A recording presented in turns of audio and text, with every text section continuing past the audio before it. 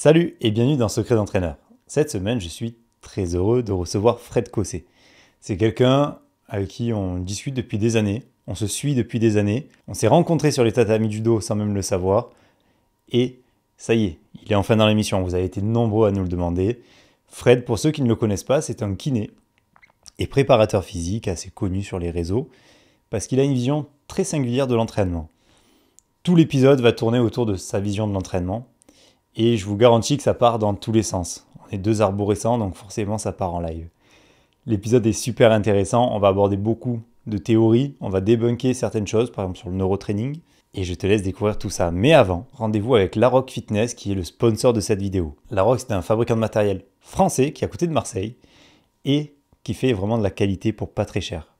Honnêtement, j'ai équipé une salle avec leur matériel, j'en suis très content, et vraiment c'est beaucoup moins cher que la plupart des marques. Je sais pas comment ils font, mais ils le font. Si tu utilises le code secret d'entraîneur, tu auras 5% de plus de réduction sur ta commande. Et à très vite. Salut. Cette vidéo est parrainée par Larocque. Créée en 1989, Larocque est un fabricant de matériel de sport dédié à la préparation physique pour le haut niveau et le fitness. Larocque est une entreprise française. La fabrication est effectuée dans son usine située en Provence, au pied du Luberon. Toutes les étapes de production y sont intégrées, ce qui permet à Larocque d'aller très loin dans la personnalisation, tant au niveau des finitions que des fonctionnalités. Les ingénieurs de Larocque travaillent en collaboration avec des sportifs, préparateurs physiques et experts en biomécanique et réathlétisation. Le matériel Larocque est fréquemment choisi pour équiper des centres de haute performance en France ou à l'étranger. Le savoir-faire de Larocque s'étend également autour de la rééducation, avec sa société sœur, Genin TechMed, qui fabrique, elle, des équipements utilisés par les kinés, ostéopathes et centres de rééducation. Pour plus d'infos et si vous êtes intéressé, rendez-vous sur larocque.com. Fred Cossé, bonjour. Salut. Bienvenue dans Secret d'entraîneur. Pour ceux qui ne te connaîtraient pas, qui es-tu ? Déjà, merci pour l'invitation sur Secret d'entraîneur. C'est avec plaisir. Qui je suis ? Je m'appelle Fred, comme tu l'as dit. Je viens du judo, puisque ça a commencé comme ça à la base. Et après, j'ai fait toutes mes études dans la kinésithérapie en premier lieu. Et en parallèle, derrière, après, du coup, j'ai fait une activité mixte entre la kiné et la préparation physique, où je me suis pas auto-formé, parce que j'ai fait des formations privées, mais où j'ai fait un petit peu ma compote à moi. Et parallèlement à ça, j'ai monté une structure. C'est pas un organisme parce que j'ai pas le titre d'organisme de formation, mais une structure de formation dans laquelle je délivre tout simplement plusieurs formations sur différentes thématiques. Et j'ai également pas mal de suivis en distanciel, avec laquelle j'ai monté d'ailleurs une équipe avec 2 ou 3 autres personnes parce que je suis plein. Et des consultings en privé, soit pour des athlètes, soit des kinés ou des coachs qui me contactent pour leur développement professionnel. Ok, Voilà. sacrée activité. Ouais. Comment t'es passé de la kiné à la prépa ? Qu'est-ce qui t'a intéressé pour faire ce switch ? Je pense que c'est plutôt l'aspect continuum qui me plaisait. Et parce que j'aime beaucoup la performance. Et si t'es pas sain, tu peux pas être performant. Donc ça me lie les deux, si tu veux, les deux approches. Euh, alors moi, je considère pas que c'est le même métier parce que il y a des subtilités dans les deux métiers que l'un n'a pas et l'autre n'a pas. Mais par contre, c'est parfaitement complémentaire. Et ça, c'est assez ma personnalité. C'est pas que j'aime pas dédier, donner le travail à quelqu'un d'autre en partenariat. C'est que comme je suis très, très exigeant, souvent ça me déplaît, donc je préfère que ça soit moi qui le fasse. Je comprends totalement. Je sais qu'à Marseille, j'ai un gros problème. Alors maintenant, je bosse un peu beaucoup avec Adrien Blacher. Ouais. Mais quand j'avais des sportifs ou des clients qui me disaient je viens et je dois aller chez le kiné parce que j'ai telle douleur. Je vais chez qui ? J'étais là. Bah attends, on va essayer de bosser quand même ensemble. Alors moi, je les touche pas, Ouais. tu vois, mais je disais, en fait, je sais pas chez qui t'envoyer parce qu'à chaque fois, c'était des mecs qui s'en foutaient, qui faisaient des séances de 10 minutes où ils te font des papouilles ou un peu d'ultrasons, tu vois. Et merde, mais je cherche quelqu'un qui s'y connaît et j'ai vraiment, vraiment galéré. Et je m'étais renseigné avec, je passe le bonjour parce que je pense qu'il regardera, Robin Madier, qui est un de mes anciens apprentis, Ok. qui a fait son Master Staps et qui est parti là au Luxembourg quand j'ai vendu ma salle. Il a dit, moi, j'en profite, je reprends mes études et je veux être kiné parce que même problématique. Ouais, Donc c'est assez rigolo de voir ce continuum d'un côté, mais aussi de l'autre, c'est ça. d'un sens dans l'autre. Et puis en fait, à la base, je me suis quand même beaucoup blessé au judo. Ouais. Et du coup, on en revient à la même problématique. C'est que le suivi au Krebs, bah, t'es passé par là, c'est pas ouf. Ça existait quasi pas, ouais. Ouais, voilà. Donc, bah, en fait, j'ai appris tout par moi-même. Mm. Et puis, c'est comme ça que ça a construit. Et en fait, le métier de kiné, c'est pas que le métier de préparateur physique, c'est un peu plus instable, mais c'est possiblement plus instable. Ouais. Du coup, le métier de kiné me permettait à la fois d'avoir une certaine stabilité, une construction, de pouvoir me former librement et en même temps, derrière, de développer mes compétences que j'ai besoin, quoi. Ouais. Et quand tu parlais de te former en prépa, qu'est-ce que tu as pu faire comme style de formation? Puis tu étais un peu autodidacte, tu as fait des formations Ouais, privées? j'ai fait, Comment tu as je crois que j'en ai fait beaucoup, mais euh, j'ai fait, je vais partir un petit peu dans tous les fait? Ouais, sens. vas-y, vas-y. Ça sera pas forcément dans l'ordre chronologique. J'ai fait pas mal autour de l'isométrie, Mhm. que ce soit en formation privée ou en auto-formation. J'ai fait pas mal autour du développement de la puissance parce que j'ai fait quand même 4 saisons en haltérophilie pour tout simplement que j'ai fait comme ma compagne. Et comme en fait j'aime bien quand je pratique un truc creuser le À fond. sujet. Et Mhm. du coup c'est comme ça que j'en ai fait. Donc déjà il y a un truc aussi que j'aime beaucoup, c'est que la pratique elle t'apprend beaucoup. Donc ça c'est important à l'avoir à l'idée, c'est que tu peux apprendre plein de trucs dans les manuels et tout ça, mais si tu mets prends en pratique, bah déjà, tu retiens pas de la même façon et tu vois pas vraiment la vraie vie, c'est-à-dire où sont vraiment les problématiques. Et quand il y a un sportif qui te parle, tu fais ah oui, ok, je l'ai vécu et je Ouais. peux quand même un peu plus te guider. Il y a ça. J'ai fait les formations avec beaucoup de formations avec Loïs, Ouais. que ça soit en consulting, parce qu'il y en a pas beaucoup qui le savent, mais il fait des consultings privés. Mhm. Et en fait, je l'ai fait aussi intervenir pas mal sur ma formation Athletic Move, donc ça me sert aussi pour moi. J'ai fait tout le cursus de Pro FTS Mhm.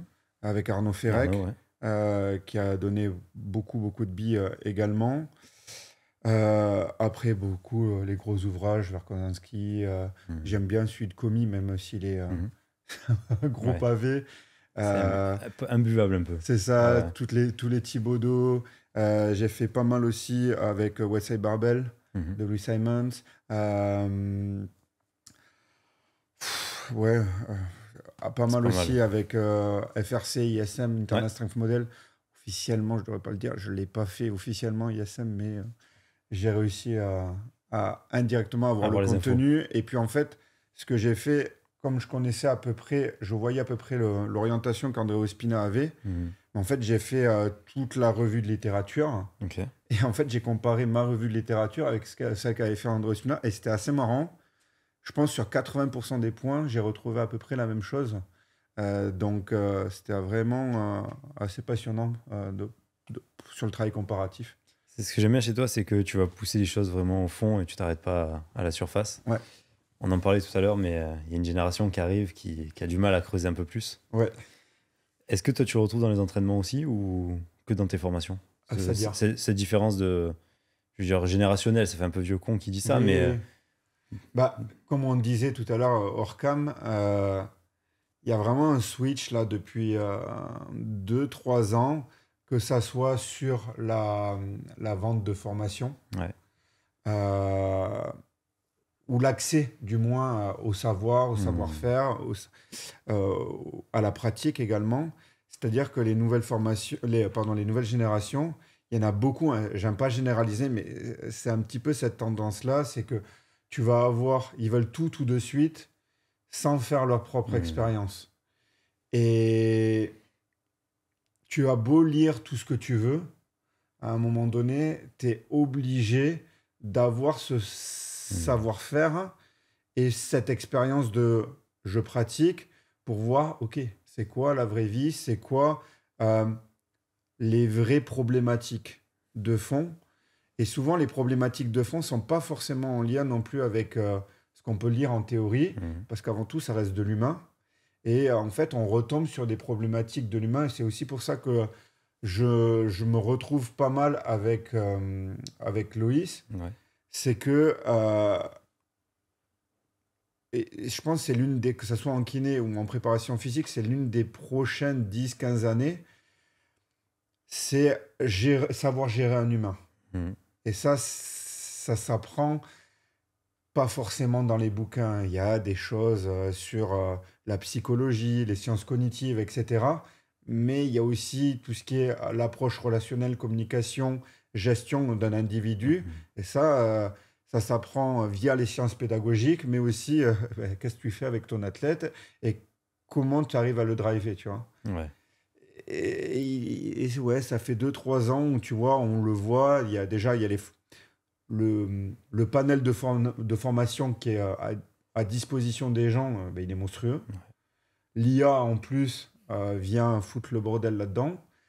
Mais ça devient monstrueux, mais l'aspect monstrueux de la chose, je pense que la qualité décroît. Donc on a en fait un Je suis nivellement d'accord. qui arrive par le bas et en fait un petit peu la qualité qui va être diluée. Et il se trouve que moi, il y a un truc que j'aime bien quand je fais les formations. J'ai, alors, je vais prendre un truc, tu vois, Westside Barbell. On peut plus voir Louis Simons, tu vois, il est Mhm. décédé. Mais j'aime bien me rapprocher le plus possible directement avec les personnes concernées ou au moins avec des personnes qui ont travaillé de manière très proche Ouais, avec eux ouais. pour avoir le discours le plus proche possible. Parce que ça peut Le être moins tellement déformé. d'interprétation. Ouais, ouais, c'est Et là, à clair. l'heure actuelle, par exemple, tu vois, avec André Ospina et FRC, Mm. C'est plus rien à voir. moi, je l'ai fait en 2017. Ouais. Ça va faire 20 ans, tu vois, bientôt. Et en fait, c'est tellement souvent à des années-lumière de ce que le discours originel que l'on Mm. peut retrouver et puis les échanges qu'on peut avoir. C'est ça que j'aime bien avec le présentiel, c'est que tu peux discuter avec C'est les clair. gens et en fait, tu te dis, ok, tu vois, il y avait un truc qui m'avait marqué. Tu vois qui c'est, Hunter? Non. C'est un de ses bras droits, Hunter Ok. Fitness sur les réseaux. Ok. Non, non, Une je vois machine pas. de guerre. Ok. Et je me souviens, je vais le voir, on discutait parce que tu sais, il y en a plein qui opposent les travaux de André Ospina et de McGill, par Mm. exemple. Parce que dans, les travaux de McGill sont très mal compris. Et il y en a plein qui pensent que McGill fait que de l'anti-action, par exemple, pour la colonne vertébrale, alors que pas du tout. C'est juste qu'il le fait d'une certaine façon et cadré d'une certaine façon et pour un contexte particulier. Et André Spina, il kiffe McGill. Et il y en a plein qui les Ouais. opposent, mais pas du tout. Et d'autre façon, et Hunter, à un moment, on parlait de ça, et puis il me parle, et je dis, on arrive à une pathologie qu'on retrouve en kiné, spondylarthrite Ouais. ankylosante, et il me dit, ok, bah, du coup, c'est quoi la physiopathologie? C'est quoi, qu'est-ce qui se passe au niveau cellulaire? Qu'est-ce qui se passe au niveau moléculaire? Ok. Et là, il te dit ça, et tu te dis, ok, en Merde. fait, bah, les gars, ils réfléchissent Ah ouais. vraiment et en fait, on est très loin de ça à l'heure actuelle sur Mm. les réseaux sociaux et les gens, ils se rendent pas compte de ça, tu vois. C'est la problématique qu'il y a, c'est que moi je le vois aussi beaucoup avec les réseaux sur les posts qu'on fait, que ce soit des réels sorties d'épisodes, donc des extraits d'épisodes, ou du contenu qu'on met sur le club et qu'on met juste une partie du sommaire, mais les gens débattent sur le sommaire. Ouais. T'as envie de dire, mais l'article qu'on a sorti fait 18 pages, tu débats sur le sommaire. Enfin, c'est grave, viens lire. Et en fait, les gens te disent, non, mais c'est pas intéressant. Bah, tu me poses des questions qui sont toutes dans l'article, et tu dis, c'est pas intéressant, tu viens pas lire. Ça va au-delà du post Instagram, en fait. Ouais, C'est bien juste sûr. pour t'amener à autre chose, mais intéresse-toi. Tu vois, si on prend un gars comme Rudy Koya, Hmm. lui, il adore faire des articles Ouais, c'est de incroyable. milliers de mots, etc. Mais je pense que si. Alors, il a quand même une communauté, quand même, il est installé depuis longtemps qui le suit. Mais je pense que s'il doit prendre ses stats, je pense qu'il doit y avoir des stats qui te disent combien de personnes lisent complètement. Oh, mais il doit être à Je sais pas si on 4-5%, hein. je pense même moins que ça. Même moins, hein. Ouais, ouais. Et alors, déjà, il est Ouais, courageux de continuer à le faire depuis toutes ces années. ouais, mais il faut Ah qu'il y non, en ait. mais justement, Ouais. et c'est important qu'il y ait des personnes Ben, comme lui, comme nous, qui perdurent dans ce schéma-là, parce que c'est comme ça que tu apprends. c'est clair. Moi, je sais que j'ai trouvé une astuce pour faciliter la lecture, parce que je suis parti du principe que plus de 90% ne liront pas l'article, en tout cas pas en entier, s'ils vont juste scroller. Donc j'ai fait, quand j'écris des articles, maintenant, tu as des parties en gras ou surlignées, etc. Juste pour qu'il y ait les Attirer mots-clés l'œil. et Ouais. que, En lisant en travers, t'as que les mots-clés pour comprendre plus ou moins les phrases. Et je me dis, au moins, le mec, il va passer moins d'une minute. Mais dans le moins d'une minute, il faut qu'il capte un maximum d'infos. Donc, je construis les articles en fonction de ça. Ouais. Alors que Rudy, lui, va vraiment prendre le temps de tout détailler. Et si tu lis pas tout, tu peux rater complètement des choses. Et aujourd'hui, tu es obligé de t'adapter Ouais, mais tu vois, c'est à la creuser consommation. comme ça, c'est quand même une bonne façon d'apprendre. Tu vois, Ouais, complet. si on recontextualise, je pense que moi, j'ai vraiment commencé à beaucoup lire vers mes 14-15 ans. Ouais. Et à l'époque, 14-15 ans, t'es né comme moi en 91. 91, ouais. Ça fait quoi? Ça fait du 2006 par là, 2005, Ouais, 2006, tu vois. Il n'y avait rien. Non. Rien sur Non. Internet. Et moi, à l'époque, je kiffais. Et là, il revient sur les réseaux, ça me fait rire. Ross et Nemeth. Ouais. Tu vois qui c'est? Ouais. Mais j'ai tout lu. Tout Ah, lu. mais j'ai rien lu de lui, je vois que c'est. Mais... Tout lu de A à Z. Et je cherchais dans des forums, etc. Et en fait, c'était une bonne façon d'apprendre, je trouvais aussi. Moi, je sais que j'ai commencé vraiment à m'y intéresser arrivé à la fac. En fait, quand j'étais au collège-lycée, je subissais des entraînements, mais j'essayais de comprendre ce qui se passait, tu vois. Mais j'avais des entraîneurs un peu à l'ancienne où vas-y, fais, arrête d'essayer de comprendre, ferme-la. Ouais. Tu vois. Je dis bon, ok. Et pareil que toi, moi, je me suis énormément blessé. Puis arrivé à un moment où tu te blesses vraiment grave, tu te dis putain, je veux comprendre ce qui m'est arrivé là. Pourquoi est-ce que je blesse? Sur un mouvement que j'ai fait des milliers de fois, sur une réchappe, où je pose la main, là, l'épaule qui part derrière, tu vois, qui arrache tout. Et je dis, bien, pourquoi cette fois, là, ça n'a pas marché? J'ai tout fait pareil, j'étais bien placé, nanana. Et en fait, je rentre à la fac à cette période-là, et je commence à discuter avec les profs de fac qui m'envoient vers des lectures. Et en fait, là, je commence à lire, mais à plus m'arrêter. Et jusqu'à aujourd'hui, hein, et je pense que ça continuera. J'ai une pile de bouquins encore à lire qui est comme ça, là, en ce moment. Mais la lecture te permet de comprendre certains principes, certains modèles. Mais après, comme tu parlais de terrain, et oui, il faut aller le confronter. Et c'est ce qui manque aujourd'hui, je pense, par exemple, au cursus universitaire. Au cursus universitaire, on va te dire, ouais, bon, là, tu apprends ça en physio, en truc, en machin. C'est super intéressant pour comprendre l'essence des principes qu'on te donne. Mais après, c'est à toi d'aller tester, voir si ça marche ou pas, tu vois. Ouais. J'ai eu la chance d'avoir des groupes d'entraînement où on testait directement ce que je voyais en cours. Le soir même, je testais, tu vois. Et pas que sur moi, mais sur d'autres aussi. Enfin, c'était super intéressant. Mais c'est ça. Et après, moi, il y a un truc. Alors, je le fais. Hein, j'ai beaucoup cherché dans le trait pointu. Ouais. Mais le trait pointu, c'est bien. Ça te permet d'augmenter grandement tes compétences, etc. Mais en fait, ça te sert pour 1% des personnes. Et encore. Et encore. Et encore. Dans le 1%, souvent, il n'y a pas les bases. Donc, c'est clair. Et parfois, il faut vraiment... La maîtrise de ces bases, en fait, elle est sous-estimée. C'est que les gens, ils veulent faire trop compliqué. Mais est-ce que vraiment, ouais, t'as juste les bases minimales chez la personne qui est en face de toi pour justement le faire progresser et aller dans le bon sens. Et parfois, on oublie ça et on voit des trucs, des situations où c'est un peu incongru parce que tu as envie de dire, ok, tu es à côté de la plaque là, ça reviens à du simple, fais déjà le simple très bien et après seulement tu pourras complexifier, tu vois. Et ça va bien aussi, je trouve, dans les lectures. D'ailleurs, c'est en discutant avec André Spinac, je l'ai pas mal appris ça.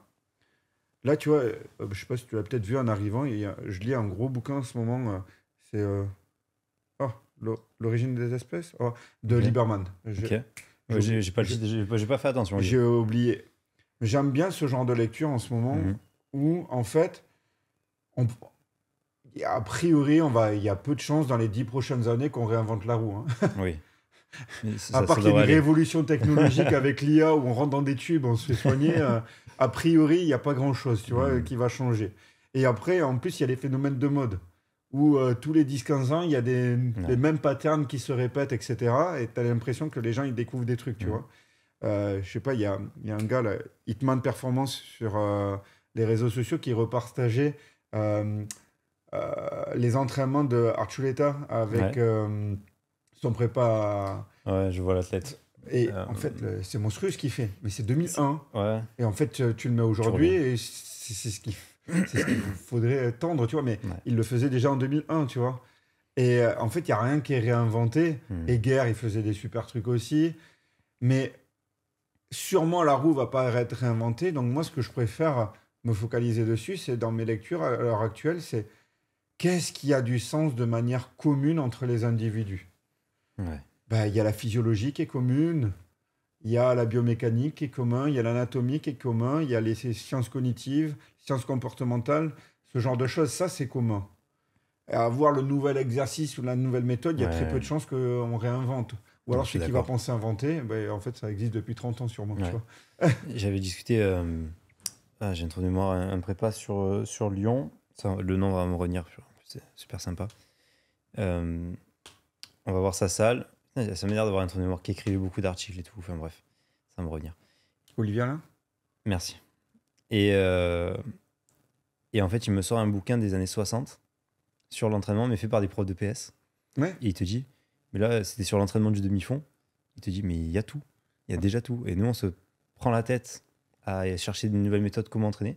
Là-dedans, il y a tout. C'est ça. Il y avait c'était une revue à l'époque qui était rédigée par les professeurs de PS. Et c'était Loïs, je crois d'ailleurs, qui m'avait dit mec, cette revue, elle est fantastique.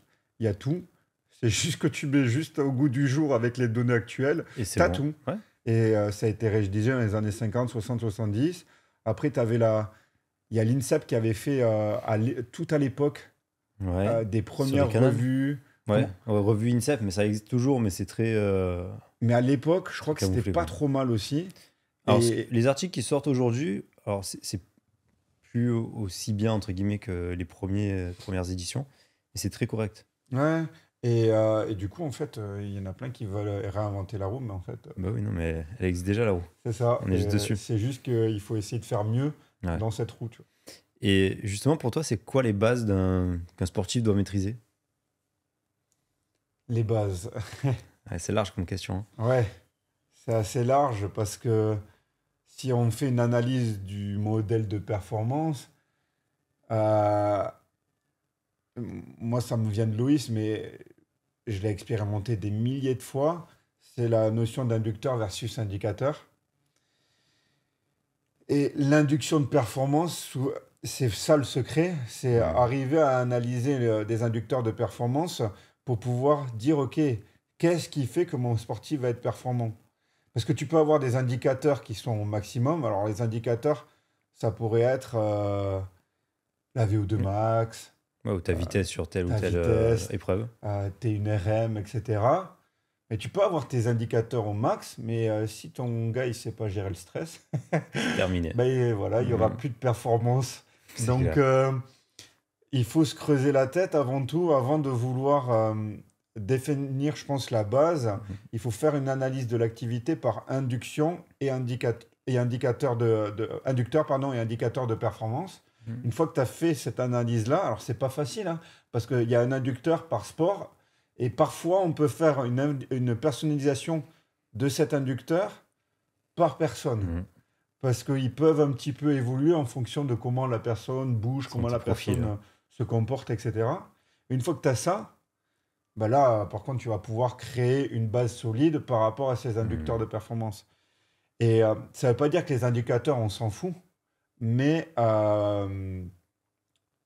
pas minoritaire, mais c'est pas non. En fait, ils doivent servir à nourrir cet inducteur de performance. C'est plutôt ça. Chose qu'on voit à l'inverse souvent, c'est-à-dire que les gens ne prennent que des indicateurs. Ouais, bien sûr. Ils se disent, purée, là, l'athlète, il est au top.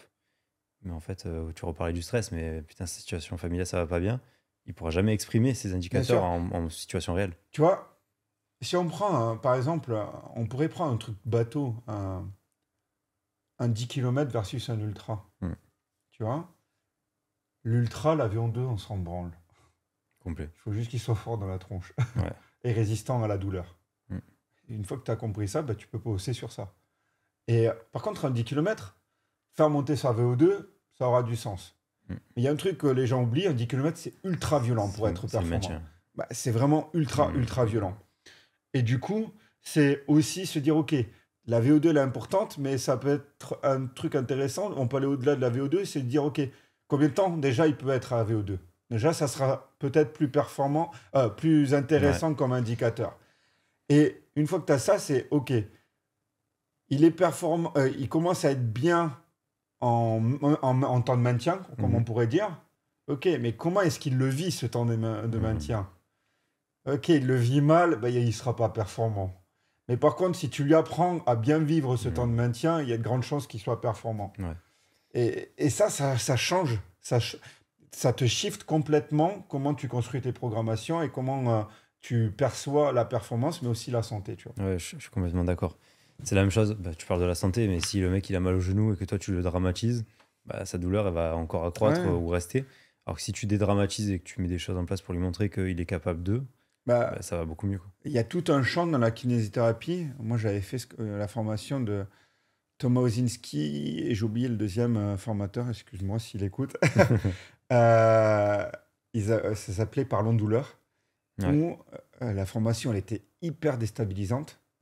Tu étais avec ton pote et tu devais en gros communiquer, mais tu devais avoir un discours où c'était très perturbant au début, où tu devais t'orienter pour que le patient, tu dramatises pas la chose, mais tu devais hyper focaliser dans ton discours. C'était vraiment perturbant. Et, euh, et du coup, il y a tout un champ de la kiné qui est sur ça. Et moi, il y avait un truc c'était horrible. C'était où j'avais bossé à l'époque où j'avais commencé à bosser dans le cabinet. Et du coup, le titulaire, hein, il faisait 60 patients par jour. Et à chaque fois qu'il s'occupait des gens, il disait: «Oh, je comprends que vous ayez mal, euh, je me mets à votre place.» Il accentuait le phénomène douloureux, le fait que les patients ils aillent pas bien, il les confortait dans ça, et c'était horrible. Parce que, J'imagine même pas l'ambiance dans le cabinet, quoi. t'imagines un dépressif, il, il se met une balle à la fin, quoi. Mais au moins il a plus mal. Ouais, c'est sûr. Mais cette notion de communication, elle est importante dans les deux métiers, tu vois. Ouais, complètement. Bah, on parle de l'effet placebo et nocebo, c'est la même chose. Et je sais qu'en tant qu'entraîneur aujourd'hui, je m'intéresse beaucoup plus finalement, comme tu disais, à l'humain et comment communiquer, que vraiment comment faire la meilleure prog au monde, etc. Parce qu'en fait, je suis parti du principe que tu pouvais faire la meilleure prog au monde par rapport aux besoins de ton sportif. Si tu sais pas lui communiquer cet entrain, cette façon de travailler, etc., en fait, ta prog, tu vas en tirer quoi, 30%. Ouais, c'est ça. Alors qu'une prog peut-être un peu plus basique, bah, si tu arrives Mais si elle est mieux faite, à mieux la communiquer, mieux la transmettre, bah, en fait, ton C'est ça. sportif, il va décoller, quoi. et tu vois, il y a plusieurs choses.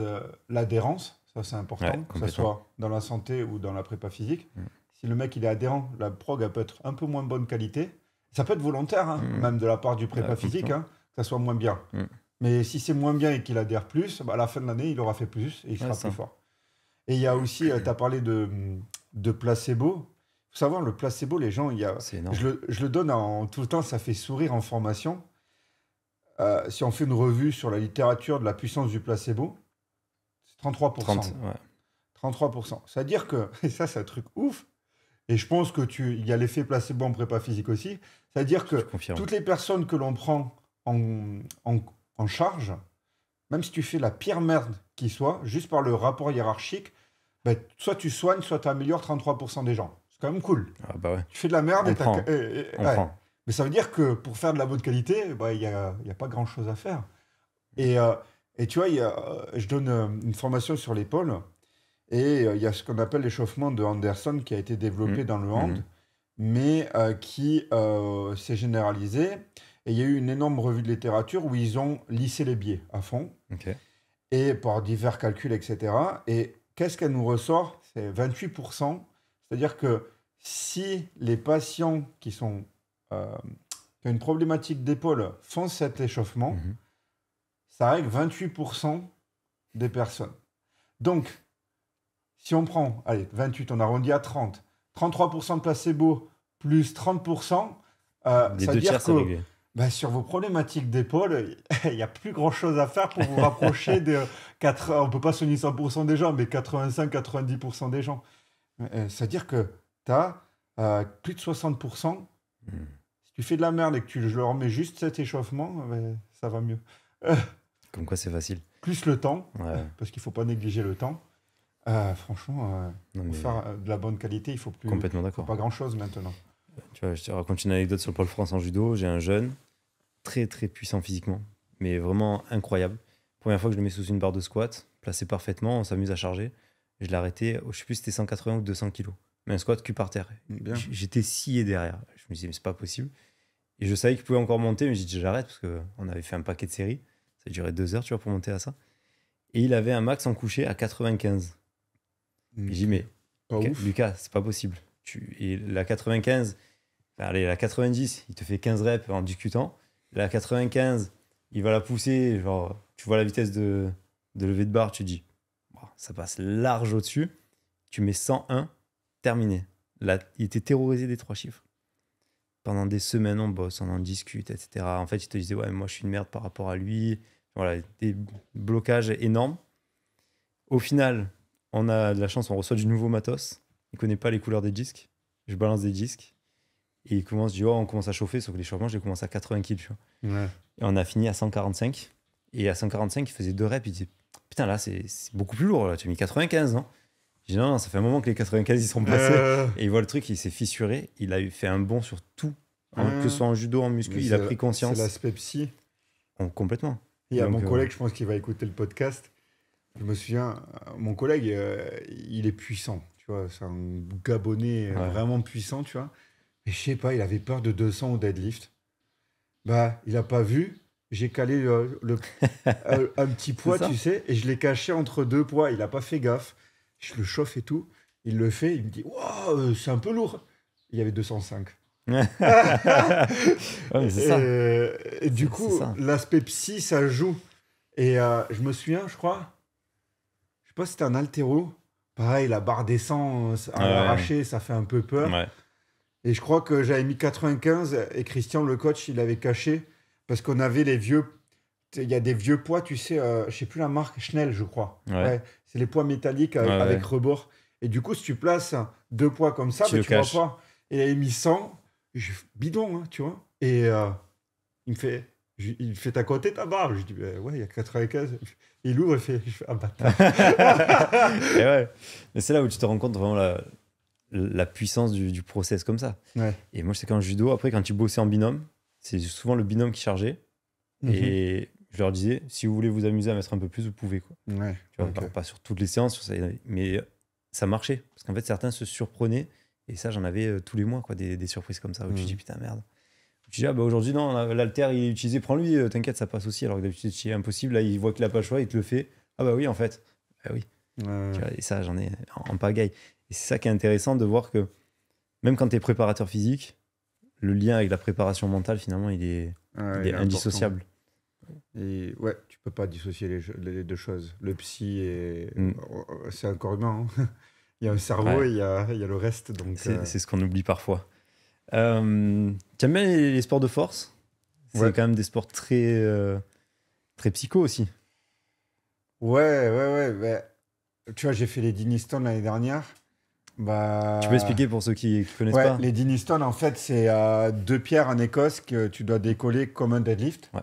Tu l'avais fait en kilt en plus, je crois, non? Ouais, obligé. Ils étaient tous en kilt. Je dis à Belle, je l'avais acheté au cas où. Elle me dit, mais mets-le, parce que j'étais le seul sinon à être en pantalon. Et je suis bon, allez, je le mets. Et j'étais en caleçon, dessous. Il caillait, il faisait 4 degrés. Ah ouais, tu m'étonnes. Et le truc, c'est, donc, tu as 2 pierres, une pierre à l'avant, enfin, sur en général la main forte, donc c'était ma main droite, de 188 kilos. Et l'autre de 144 kilos, le total fait 335 kilos. Si j'ai pas... En tout cas, le total fait 335 kilos. Et tu dois la décoller et maintenir à minima 3 secondes loqué. Et moi, j'ai pas la taille. Et ceux qui veulent, tu peux le lever en...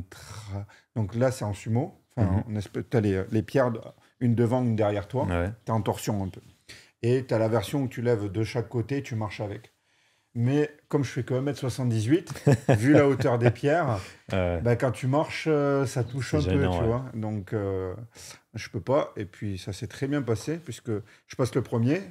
Et j'étais le plus léger, 84 kilos le jour. Et ils ont tous loupé, sauf ils étaient tous strongman. Ok. Parce qu'il y en a plein, en fait, qui sous-estiment. Ils y viennent, ils croient que c'est parce qu'ils font 140 kilos qu'ils vont la décoller. Et il y a juste un strongman professionnel de Londres, Ouais. énorme, énorme. Je le regardais, j'étais tout petit à côté, qui l'a fait, il a fait la version marché aussi. Ok. Du coup, j'avais fait une prépa de 8 mois. Donc, je m'entraîne quand même beaucoup en force majoritairement toute l'année avec les barres.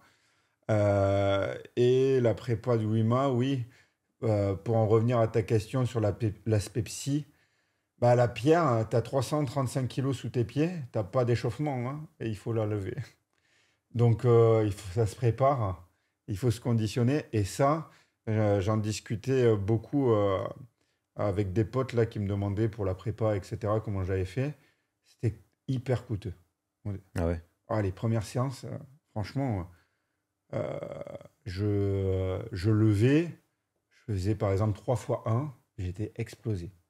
Mais pas, pourtant j'avais l'habitude de lever, tu vois, et tout, mais je me mettais au début dans une intensité cognitive, psychique, parce que la première fois que tu le fais, tu te dis, je vais me péter, je vais me briser, tu vois. C'est parce que c'est même pas 200, comme une barre de 200, tu vois, c'est 335. Il faut que tu te hype comme jamais. Et j'étais fracassé. J'avais la suite de ma séance et parfois je la squeezais parce que j'étais cuit. Mort. Et t'avais fait 20 minutes, et tu dis, bon, je suis stone un petit peu et tout. Et après, au fur et à mesure que tu le pratiquais, ça venait, tu vois. Et cet aspect-là, je l'ai vraiment découvert avec les... C'était un aspect... En fait, ça me rappelait un peu le judo, tu vois. Sauf que le judo, c'était pas la même approche. Là, c'était vraiment sur un one-shot, tu te dis, je peux me briser, quoi. Ouais. Alors que le judo, c'est un chouille différent, mais j'avais cette sensation, tu sais, un peu quand t'es mort, Ouais. et il faut que tu continues, tu vois. Là, c'était un chouille différent, mais ça me rappelait un peu cette sensation-là.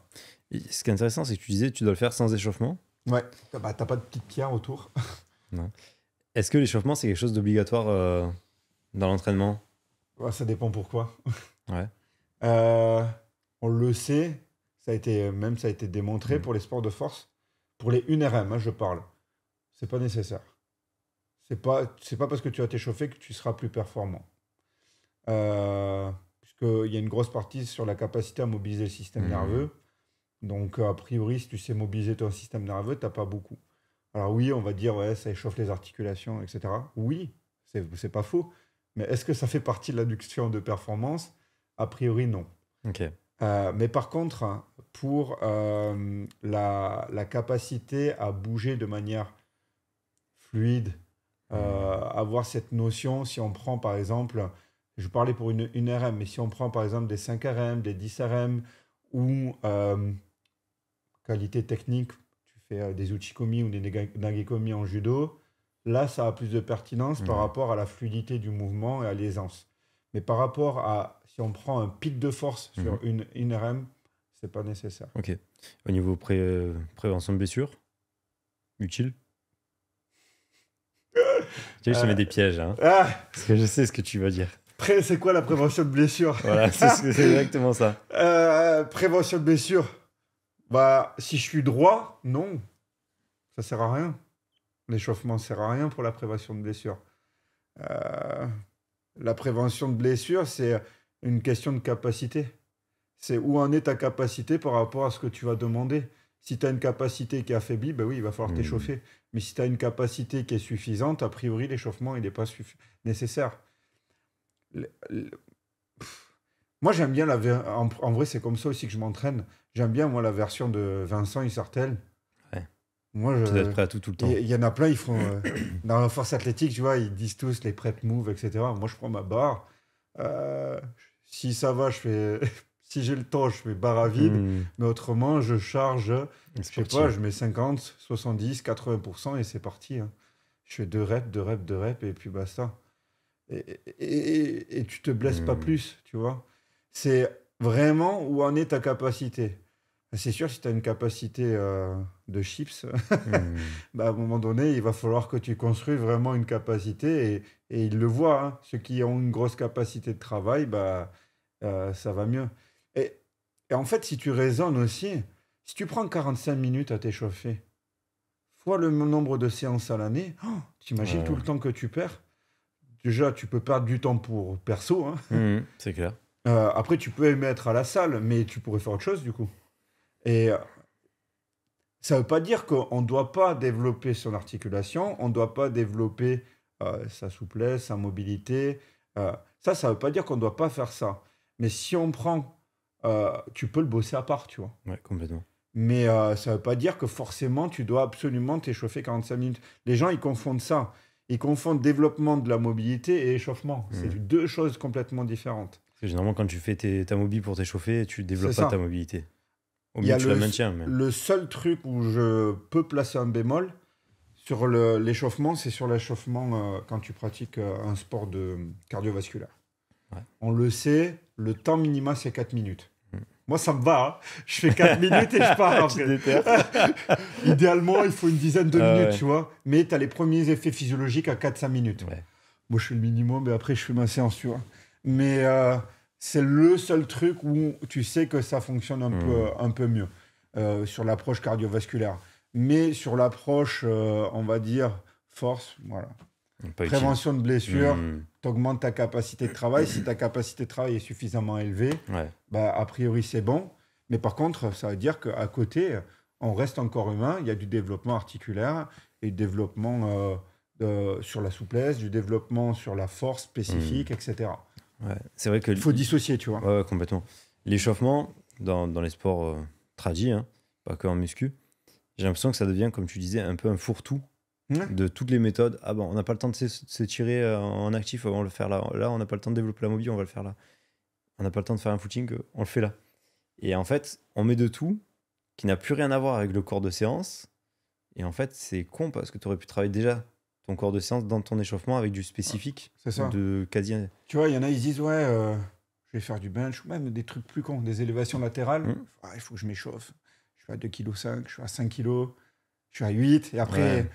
Mais en fait, si tu fais, je sais pas, tu as prévu des élévations latérales à 10-12 kg et que tu te fais une tendinopathie parce que tu as fait des élévations latérales comme ça, c'est qu'il y a peut-être un problème plus important et il y a peut-être des choses à faire. Et que tu sois vieux ou plus jeune, hein, d'ailleurs. Ouais. Donc, et en plus, en vieillissant, oui, par exemple, tu vois, moi, je le vois, par exemple, sur les effets de la récupération, c'est un peu plus long, ce genre de choses. Mais... ça ne veut pas forcément dire que tu dois t'échauffer plus. C'est, en gros, tu dois te dire, OK, si tu te sens mieux avec l'échauffement, tu le fais. Mais si tu mets 45 minutes à t'échauffer pour être bien, c'est qu'il y a un problème de fond quand même. Et il y en a, c'est vraiment par croyance, ou même par, ils ne se l'admettent pas, mais par peur. Ouais. Ah, j'ai besoin de tout ça pour être performant. Ouais, peut-être essaye autre chose. Essaye de t'échauffer que 10 minutes. Et peut-être essaye d'augmenter ta capacité de travail et de voir, OK... peut-être qu'il y en a plein qui oublient un truc quand même avec le recul qui fonctionne, c'est faire plus de volume qualitatif. Il y en a plein qui le sous-estiment. Un volume, je dirais, si on parle de pourcentage, faire un volume dans la gamme 65-70% jusqu'à 85%, il n'y a pas assez de monde qui cumule du volume à ce niveau-là de manière qualitative. Ils vont faire ça un peu à l'arrache ou ils vont te faire un 2x5 et basta. Non, faire un peu plus de volume dans cette fourchette-là, en général, il va y avoir quand même de gros gains sur la santé et la capacité de travail. Ouais, je suis d'accord.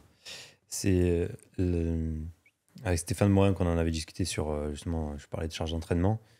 Il te disait, ce qui compte, c'est pas la quantité que tu fais, mais c'est la quantité de qualité. C'est exactement ce que tu dis.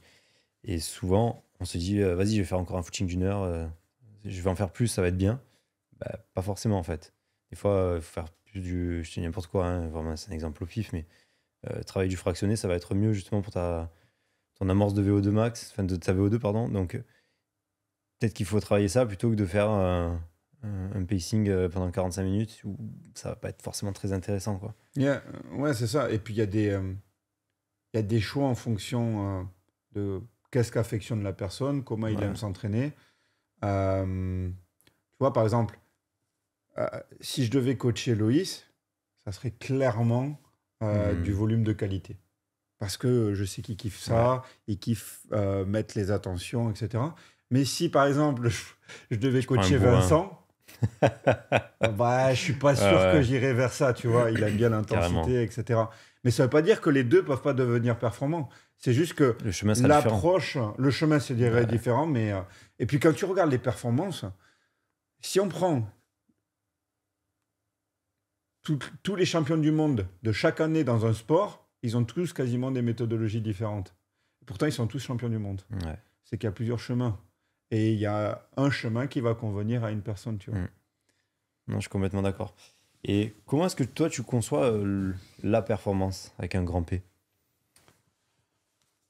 Parce que tu as l'aspect, justement, sport de haut niveau et aussi kiné. Est-ce que ça altère ta vision de la perf ou pas? La performance, on va donner peut-être une définition sur... En fait, ça dépend. Tu peux avoir une performance isolée, qui est très bien, et ça peut être le choix. Il y en a qui s'insurgent parce qu'il y en a un qui est champion du monde à 22 ans, il arrête. C'est bien, il a trouvé son truc, il a été champion du monde à 22 ans, c'est top. Il y en a plein, ils disent, ouais, il n'a pas réussi à perdurer dans le temps. Enfin, il l'a fait à 22 ans, quoi. Et il a peut-être pas envie. Ouais, il a peut-être pas envie. Il a peut-être pas envie de se taper 10 ans de haut niveau. Les gens ne se rendent pas forcément compte de ce que c'est. Ouais, c'est ça. Une performance, ça peut être isolé, ça peut être sur une carrière. Et en fait, c'est toujours l'aspect continuum temps, je pense, qui joue. Que ça soit sur du court terme ou du long terme, c'est qu'est-ce que tu es capable, je pense, de faire comme volume, à la fois de qualité, à la fois de quantité, à la fois sur la gestion de la charge, sur le temps qui est déterminé. Qu'est-ce que tu es capable de faire mieux que les autres? Que ça soit sur 3 mois, 6 mois, 1 an, 5 ans, 10 ans. Ouais. Et celui qui est capable de faire mieux sur ce laps de temps-là, en général, c'est celui qui va performer. Je partage ta vision sur ça entièrement.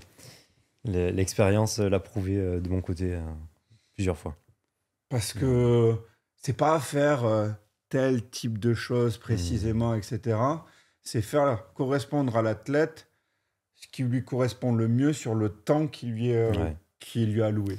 Et ce qui est intéressant, c'est quand tu parlais de Loïs tout à l'heure, on parle beaucoup de lui, on aurait dû l'inviter, en fait, on aurait dû le faire à 3 l'émission. Allô.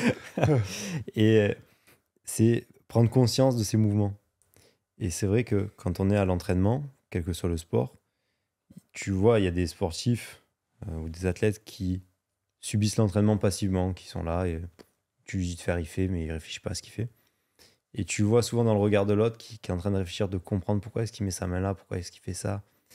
Et généralement, ces deuxième athlètes, ceux qui sont vraiment actifs, explosent. Ceux qui sont vraiment passifs. Bah, c'est l'intention versus non-intention. Ouais. C'est quelle est l'âme, si tu veux, que tu as dans ton approche, dans ta pratique. Ouais. Et comment tu conscientises. Parce qu'en général, le contrôle moteur va s'améliorer. Si le contrôle moteur s'améliore, en général, le recrutement aussi. Et puis, même sur la façon de concevoir sa pratique, il va avoir en général, il va développer une intelligence à travers cette conscientisation et ça va faire grandir la tête plus vite que l'autre. Et est-ce que c'est quelque chose qui s'apprend? Ça s'éduque, je pense. Ouais. Ça s'éduque par la pédagogie et les échanges avant entraîneur-entraîné. Alors, il y en a qui vont être plus brillants que d'autres, hein, heureusement, parce que c'est ce qui fait que l'on est différent.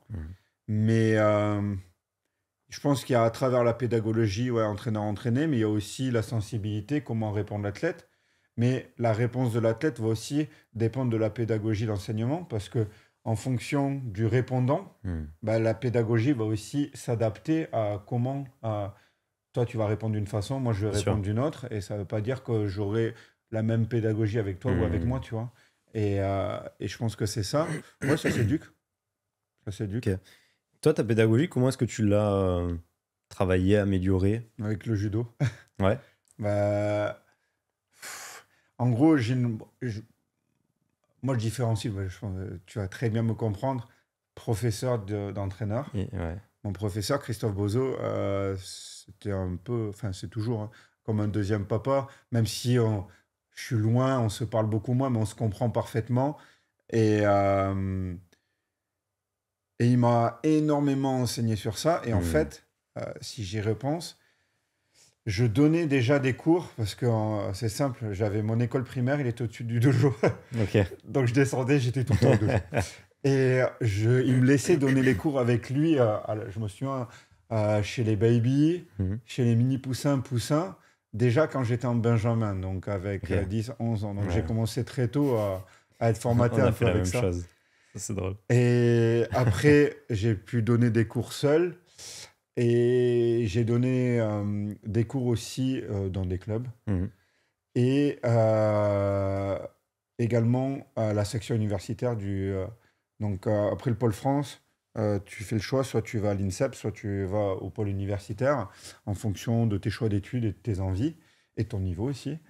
Et du coup, j'ai eu la chance d'être entraîneur au pôle universitaire à Strasbourg, parce que il y avait un switch d'entraîneur entre les retraités qui étaient là, et la transition, il se fait que l'autre entraîneur n'était pas énormément disponible, donc j'ai eu la chance pendant 3 ans de faire ça en parallèle de la kiné. Ok. Et du coup, ça a nourri finalement la pédagogie. Et j'ai quand même, que ça soit avec mes patients ou avec mes athlètes, etc., un gros levier pédagogique sur ça. Ouais. Tu veux que je l'enlève? Non, tu peux le laisser, je m'en fiche. Oui, il apparaîtra sur le podcast. Et du coup, quand on me voit, si les gens me voyaient avec le judo, ceux qui connaissent le judo, ils auraient beaucoup sur la pédagogie judo, où je laisse beaucoup de liberté dans ma séance. En gros, parfois, je peux être très pointu, mais dans le pointu, je laisse de la liberté, de la variabilité. Et pourquoi? Parce que ça revient à cette approche de l'inaction. D'ailleurs, Loïs a fait un post hier ou avant-hier. Ah, j'ai pas vu. Sur l'inaction, si tu veux, ça a apporté de la variabilité dans la conscientisation de ta pratique. Ouais. Et je me suis toujours entraîné comme ça depuis tout petit, où tu expérimentes. Et à partir de l'expérimentation, c'est comment tu vas faire évoluer ta pratique. Comment tu vas expérimenter l'outil qu'est le judo pour te l'approprier? Comment tu vas t'approprier l'outil d'une kettlebell pour que tu t'appropries un snatch, un clean, voire une utilisation différente de la kettlebell, tu vois. C'est ça l'inaction, c'est un petit peu avoir cette exploration de l'outil. Et moi, j'aime bien y greffer dans ça cette pédagogie du judo que l'on a. Parce qu'en fait, si tu réfléchis à la pédagogie de Jigoro Kano, c'est vraiment plutôt très, très bien pensé. Ouais. Le mec, il a plutôt très bien travaillé pendant toute sa vie. C'est quoi la pédagogie judo?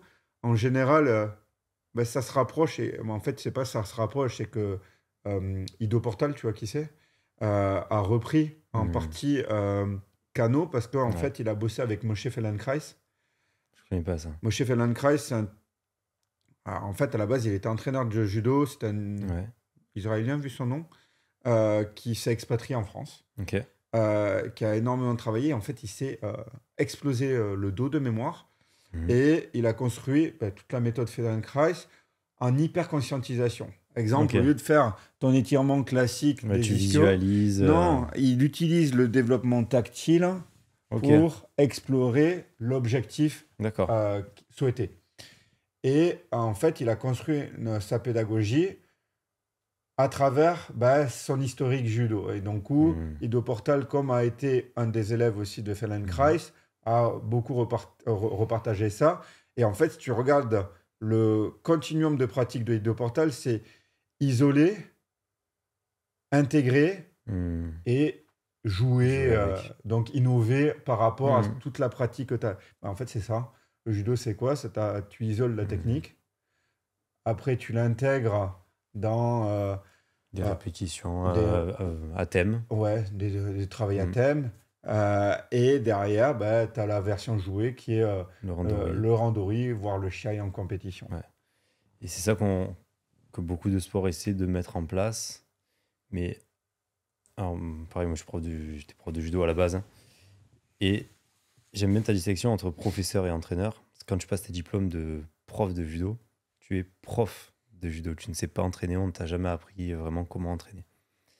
Sur plein d'autres sports, je pense au handball, tu vas avoir cet aspect pédagogique, comme on peut avoir cette construction dans le judo, qui va être un peu moins présente. Mais par contre, on t'apprend beaucoup plus à entraîner.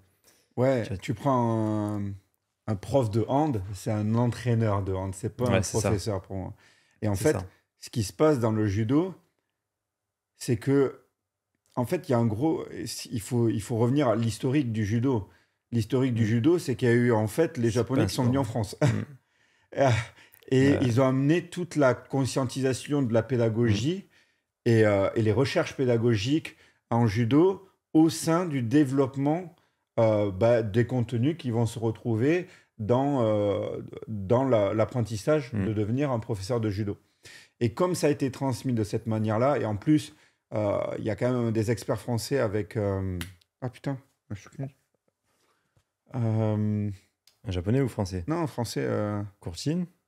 non, putain, c'était l'entraîneur en Russie.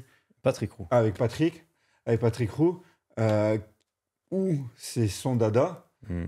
Et comme ça a nourri justement les contenus pédagogiques, ça a été transmis aux professeurs de judo. Et certains professeurs de judo, après, c'est comme tout, il y a des bons et des mauvais professeurs Partout. de judo, mais il y a quand même pas mal de bons professeurs de Ouais. judo en France qui ont reconscientisé cette approche pédagogique. Et notamment, enfin, c'est pas parce que c'est mon prof, mais je le pense sincèrement pour mon prof, pour Christophe. Il a énormément travaillé sur les savoirs pédagogiques et sur la transmission. Et je crois d'ailleurs, tu avais c'était pas mal, tu avais fait un podcast avec un prof de judo vers Grenoble, il me semble. De la mode Servolex, non? Non. À l'Impériaux, tu parles? Peut-être?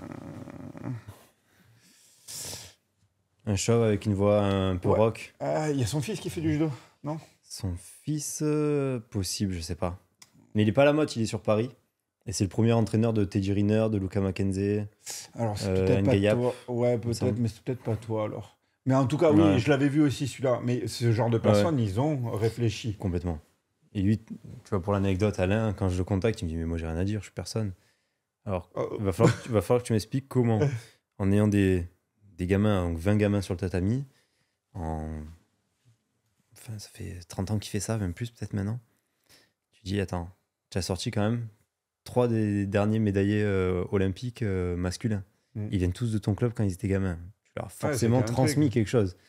Tu n'en as peut-être pas conscience. Et en fait, oui, il a un discours, une pédagogie qui est largement au-dessus de 99% des entraîneurs en France, tu vois. C'est ça, tu vois. Il a tout compris. Christophe, avec Muriel, avec sa femme, c'était mes deux entraîneurs. Après, ça a été mes entraîneurs au Pôle Espoir de Toulouse. J'ai eu de la chance. Ouais. Bien accompagné. Et il faut savoir que le Pôle Espoir de Toulouse, quand Muriel le gérait les années avant où j'arrive, ils avaient régulièrement des échanges avec Bordeaux. Le Pôle Espoir tapait le Pôle France de Bordeaux.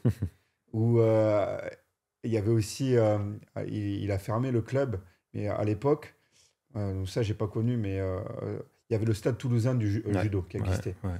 Et le Stade Toulousain judo, il faut s'imaginer, à l'époque, il y a 20 ans, c'était le seul club, quasiment le seul club français qui arrivait à faire concurrence avec les clubs parisiens. Et c'est qu'à un moment donné, il y a quelque chose qui se passe, tu vois. Bien sûr. Nous, les 3 années où, c'est pas pour me faire des fleurs, mais les 3 années où j'ai bossé sur la section universitaire, on a fait 3 fois champion de France par équipe universitaire, devant les universités parisiennes. Paris.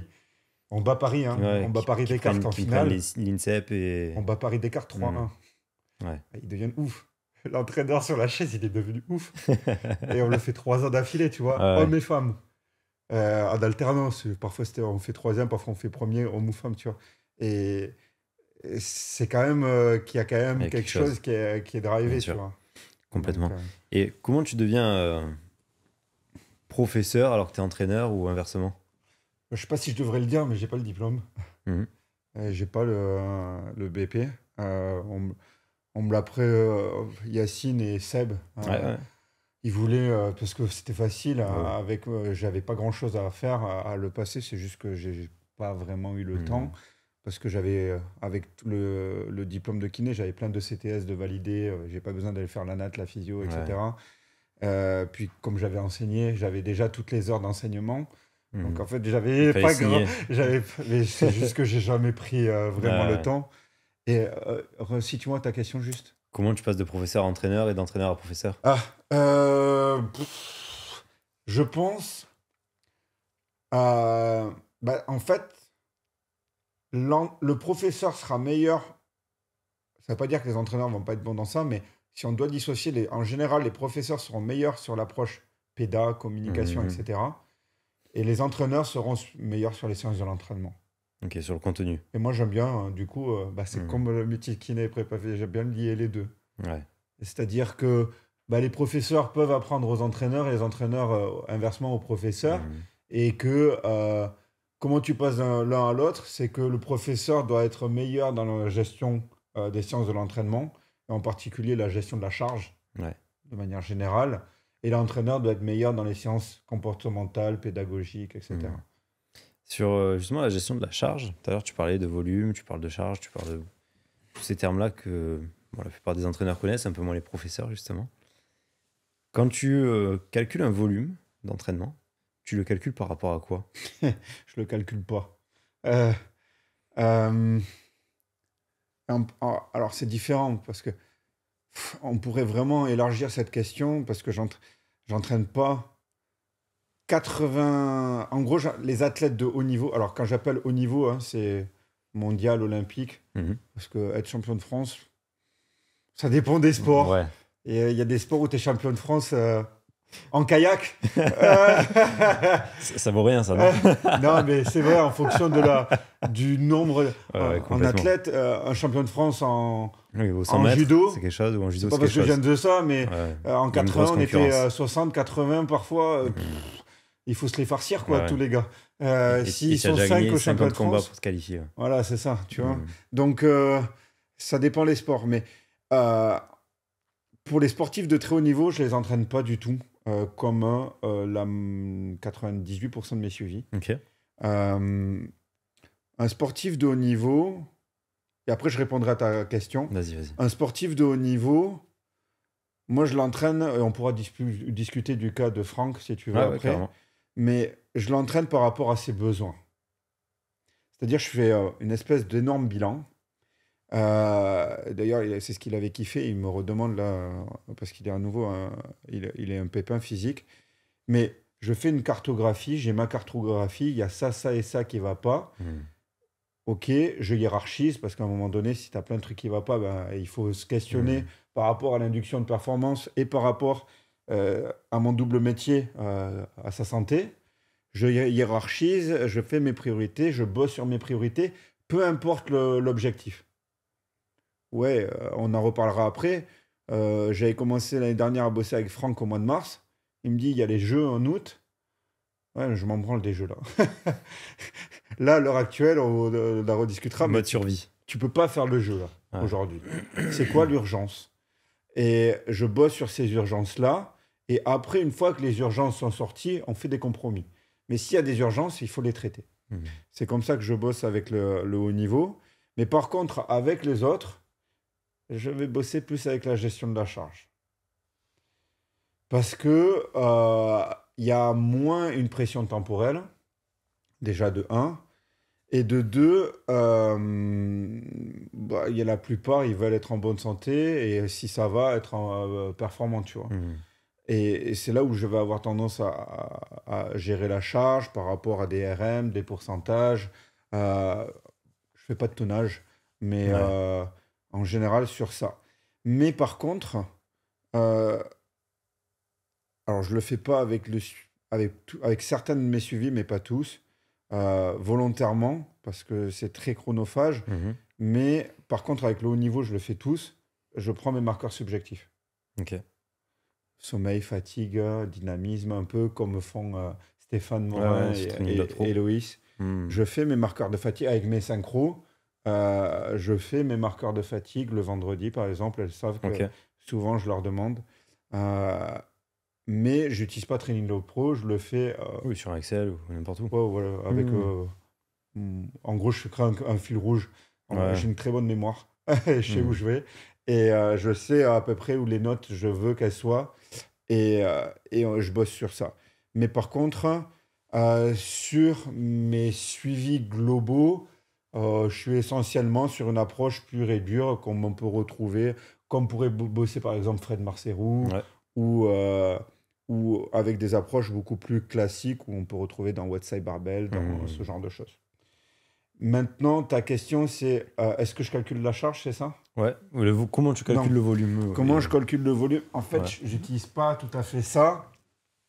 C'est visualise plutôt, ou je fais un focus sur comment ils réagissent au volume que j'ai appliqué. Via tes marqueurs subjectifs. Voilà. Ou via le marqueur de performance en tel quel, Ouais, bien sûr, bien sûr. de manière Quand tu isolée. peux, oui.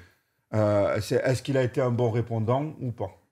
S'il a été bon répondant, bah, parfois je change pas. C'est juste que je vais varier mes marqueurs de volume et d'intensité et pour continuer à faire monter cette performance.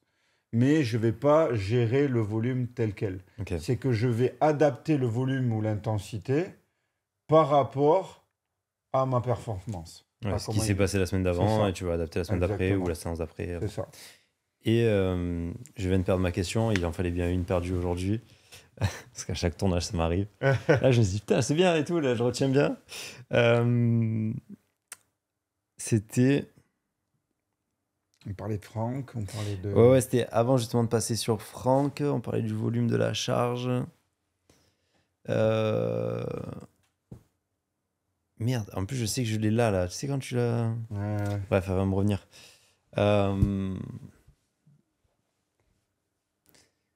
Bon, c'est pas grave, je la reprendrai après. Donc, Franck, tu le suis depuis combien de temps, toi? Mars 2024. Donc, juste avant les jeux, quoi. Ouais. Tu peux expliquer qui c'est pour Ouais, ceux qui ne donc connaissent c'est pas? Frank Antilikina qui était en NBA aux États-Unis en basket et en équipe de France de basket. Et il me contacte au mois de mars. En fait, moi, je connais très bien son frère, Brice, Mhm. qui bossait dans le cabinet que j'ai racheté à l'époque, Ok. enfin actuellement. Et puis, parce qu'on s'entend bien aussi. Et c'est toujours un peu aussi compliqué, je pense, de gérer sa famille, etc. Et puis même, ouais, Brice, il est clair avec lui. Et il sait qu'il a des compétences, mais pas peut-être pour tout gérer non plus. Et du coup, Franck, il m'a contacté. Il me dit, ouais, je viens de la part de Brice, etc.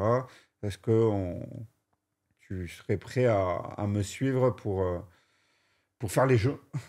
Et j'ai dit ouais, mais il faut que je te vois quoi. Donc il est rentré en France parce qu'en plus il s'est fait couper aux Hornets. Et, euh, et du coup il vient, on fait le bilan. Et puis là, j'ai... Ça pue. Ouais, c'est rare que j'ai... C'est très très Mhm. rare en fait que je dis ça même à mes patients. Moi je suis quelqu'un qui autorise librement à faire la pratique sportive. Mais là, c'est une des rares fois où j'ai dit Franck, tu feras pas de basket pour l'instant. C'était la cata, la catastrophe. Donc, pour vous situer, Franck, en fait, il a été drafté à 18-19 ans à New York. Et il est bien placé en plus. Très, très. À l'époque, c'était une des étoiles montantes, etc. Du basket français. Drafté à 18 ans à New York en NBA, C'est pas tu vois le dégueu. potentiel. Ouais. Et en fait, en gros, en fait, je me doutais que dans les staffs, bah, il y a du bon et du pas bon. Mais en fait, la NBA, Ouais, pourtant, on a une image de la bah, en fait, NBA je pensais ultra avec les. élitiste, etc. Ouais, mais je pensais qu'avec la NBA et les revenus qu'il y avait, Ouais. tout l'argent qui gravite Mhm. autour, il y avait quand même des gars solides dans les staffs. Mais en fait, en fait, Franck, il a payé. Il a eu des blessures et en fait, c'est la gestion des blessures, comment elles ont été faites derrière, c'est incroyable. Mhm. C'est mauvais, vraiment. J'aime pas dire ça, j'aime Ok. pas cracher sur les gens, mais c'est mauvais, très mauvais. Et en gros, ben, les blessures se sont accumulées, comme c'est mauvais, bah, il se trouve que en quelques années, bah, il est passé d'un athlète de high level à un athlète qui est devant moi en mars 2024, incapable de jouer au basket, incapable de faire même 5 minutes de basket sans avoir mal. On en est là et il me dit dans 5 mois, j'ai les jeux. Bonne chance. Et il faut que le. Et l'équipe de France, c'est pas encore sûr, quoi. Parce que ils ont plus confiance, qui est compréhensible. Normal.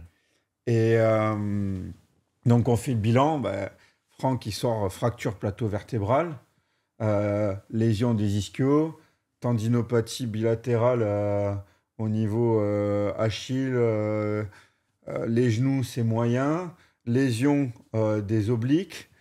Euh, il n'a pas joué au basket depuis 1 an. La condition physique, elle est plus bactère. Si je le fais courir 5 minutes, il est à bout de souffle. Donc, on va faire quelques tirs. Il est plus précis. Il y a un problème quelque part. On en est là en mars 2024. Et puis, il faut reconstruire un athlète. Mais avant un athlète, il faut reconstruire un être humain en bonne santé. Et c'est ça les urgences. Ouais. Donc, je lui dis, OK, à l'heure actuelle, ça va pas. Moi, l'objectif, c'est que je construise d'abord un Franck en bonne santé. Et une fois qu'un Franck il est en bonne santé, on construira un basketteur performant. Et la chance qu'il a, c'est que bah, déjà, il a 25 ans, donc il est encore jeune. Et on se doute bien que s'il est drafté à 18-19 ans, il ne vient pas de nulle part non plus. Et qu'il a une grosse capacité de rétention. Parce que c'est ça aussi, quand tu entraînes quelqu'un, c'est aussi comment il répond, mais quelle est sa capacité à avoir cette rétention. Il se trouve qu'il a une grosse capacité de rétention.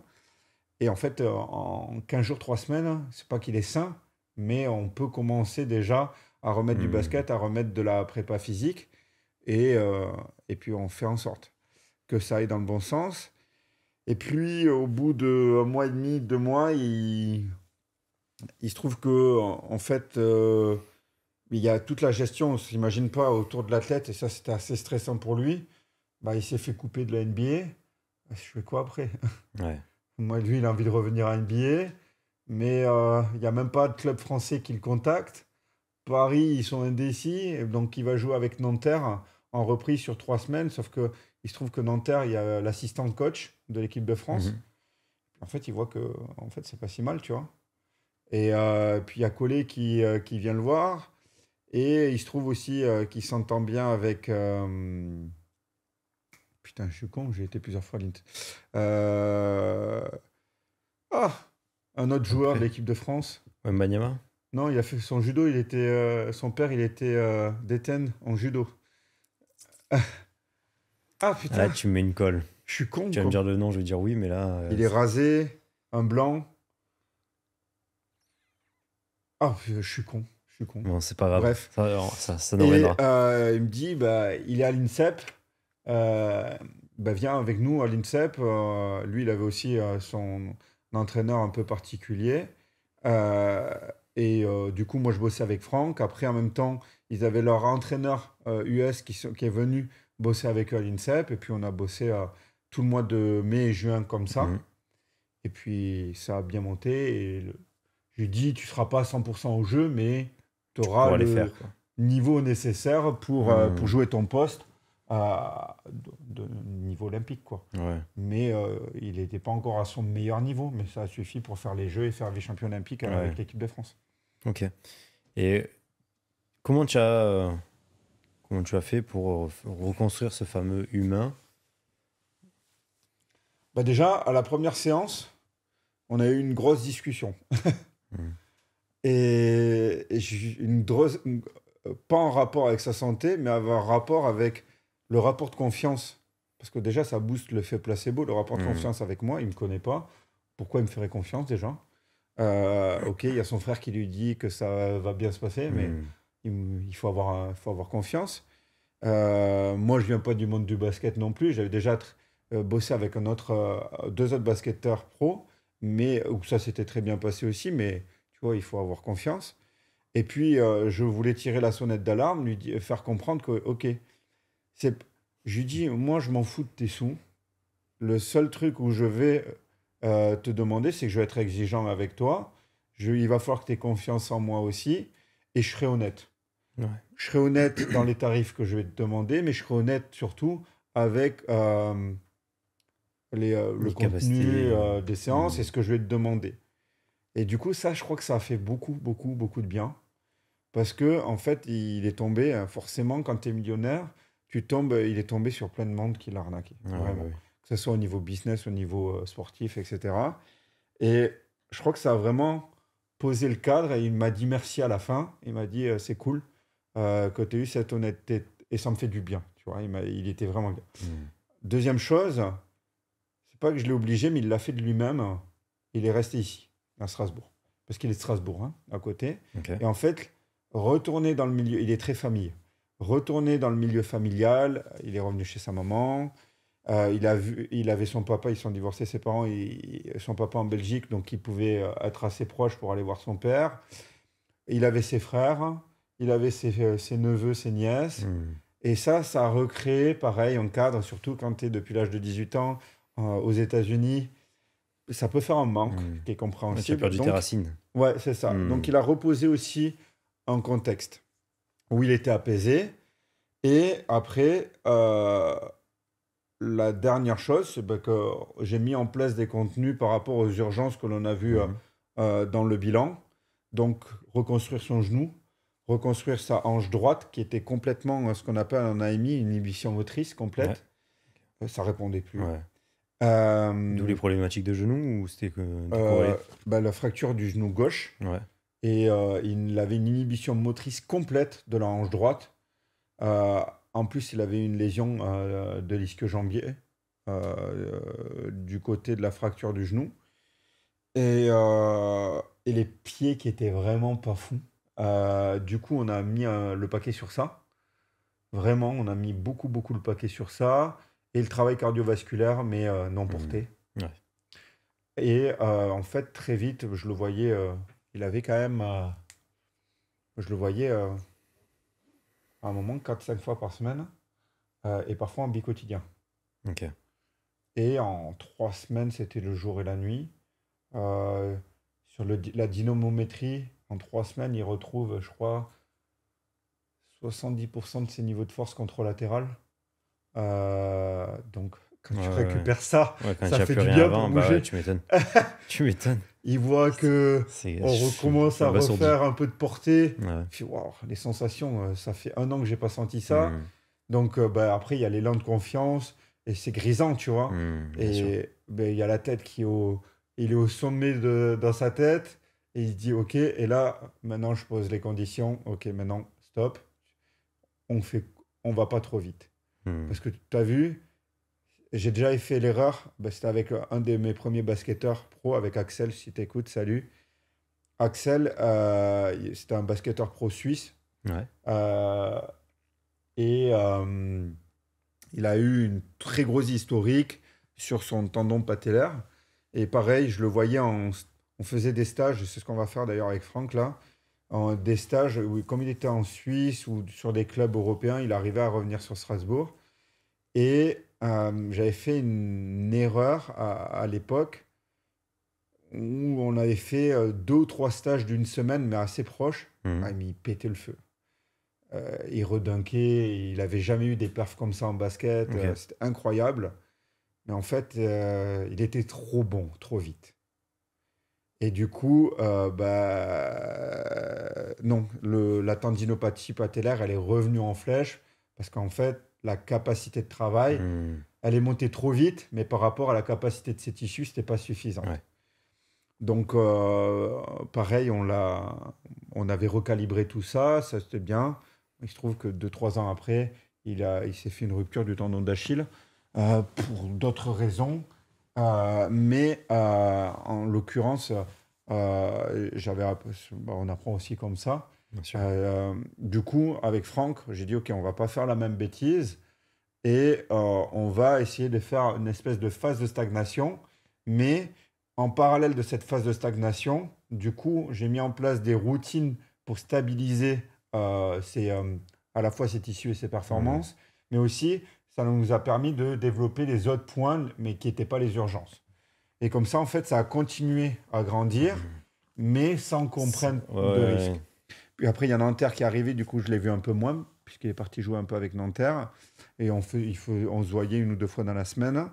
Et derrière, on a remis un coup d'accélérateur, puisqu'à un moment donné, il y a les jeux qui arrivent, et il faut que ta perf, là, sur le niveau olympique, tu vois. Et donc là, on a remis un coup de boost. Et je lui ai dit, écoute, je pense qu'avec tout ce qu'on a fait, ça va tenir. Ça a tenu, effectivement. Et on a mis un gros coup de boost en juin à l'INSEP.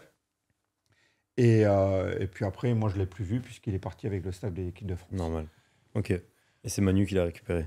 Ouais, c'est ça. Ouais. C'est Manu qui l'a récupéré. Et là, il est parti au Partizan à Belgrade. Ok, cool. Et malheureusement, il s'est fait une lésion aponévrotique de 7 cm du mollet. Du coup, ça va être long là, par contre. Je le vois dans 15 jours. Ouais. Et pareil, le staff lui dit tu joues dans 15 jours. Je l'ai eu avant-hier au téléphone. Je lui ai dit non. Non, tu joues pas, Franck. Ouais. Je dis si tu joues, tu vas te répéter. C'est certain. Il me dit ah ouais, mais j'ai un collègue qui a eu la même chose que moi et il s'est répété. Je lui dis bah ouais, tu veux ça? Parce que je lui dis le facteur numéro 1 d'une saison à chier, c'est se reblesser. À partir du moment où tu as une récidive, c'est la merde. Donc, vaut mieux perdre. Et je lui dis, une lésion aponévrotique, c'est pas le meilleur pronostic, je lui ai dit. Donc, c'est assez long, c'est 2-3 mois.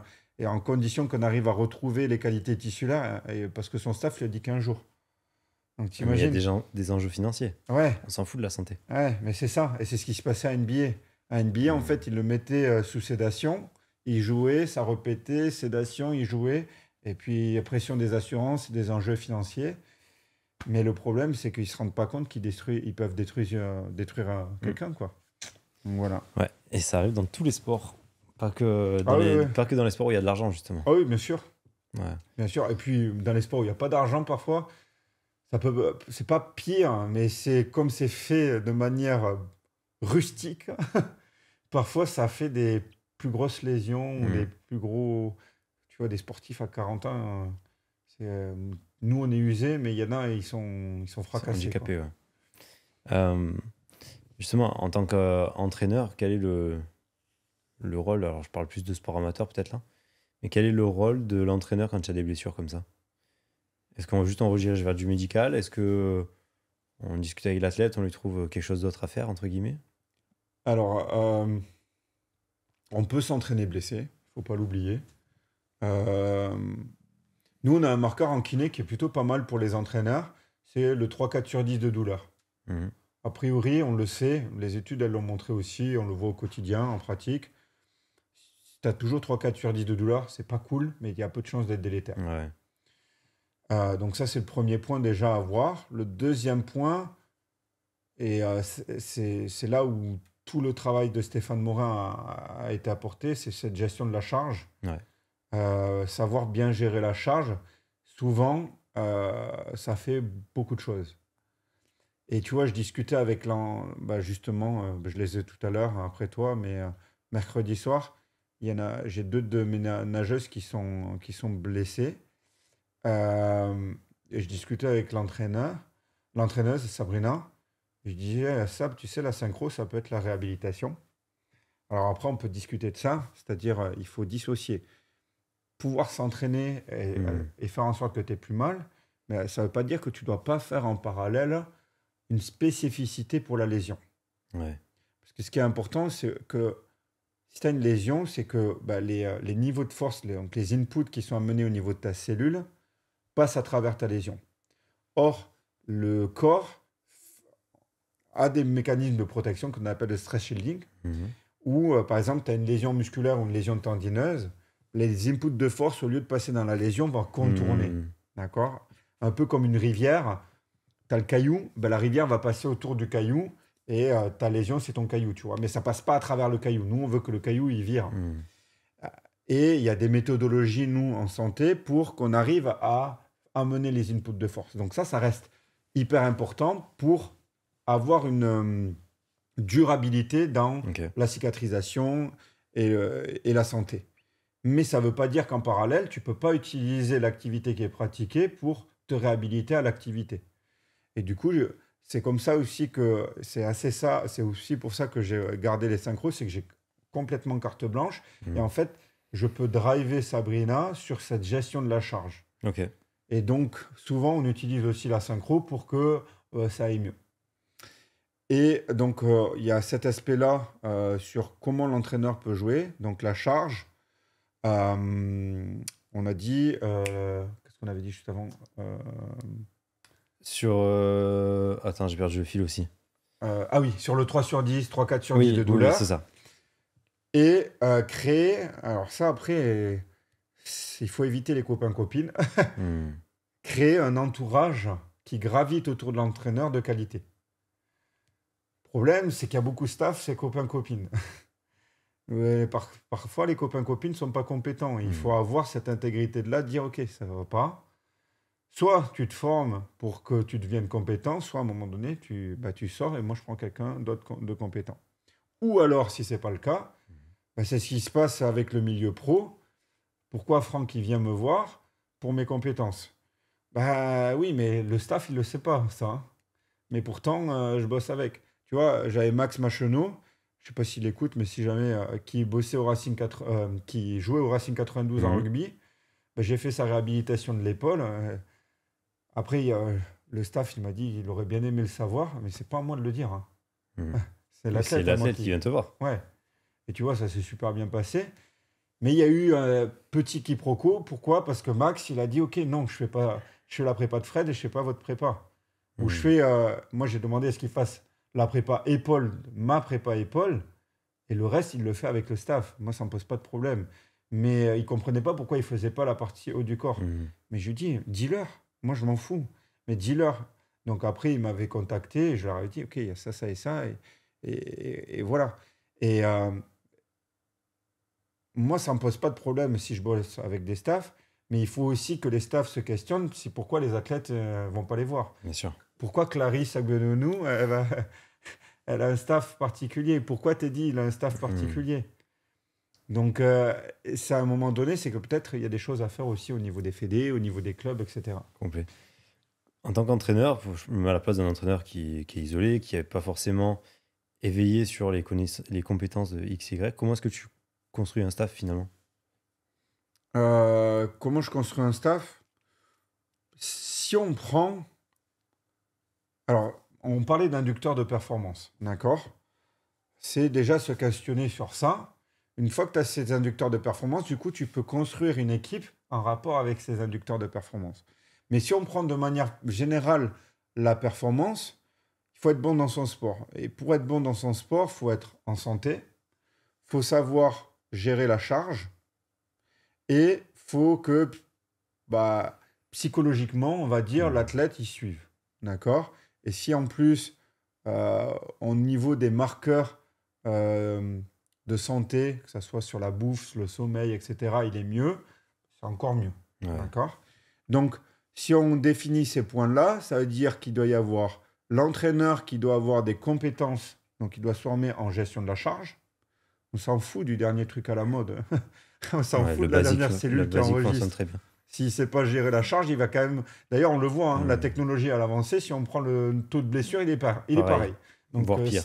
Voire pire. Donc, oui, pourquoi? Parce que si les indicateurs, comme font souvent monter si on monte trop les indicateurs, mais que l'inducteur ne suit pas, ça pète.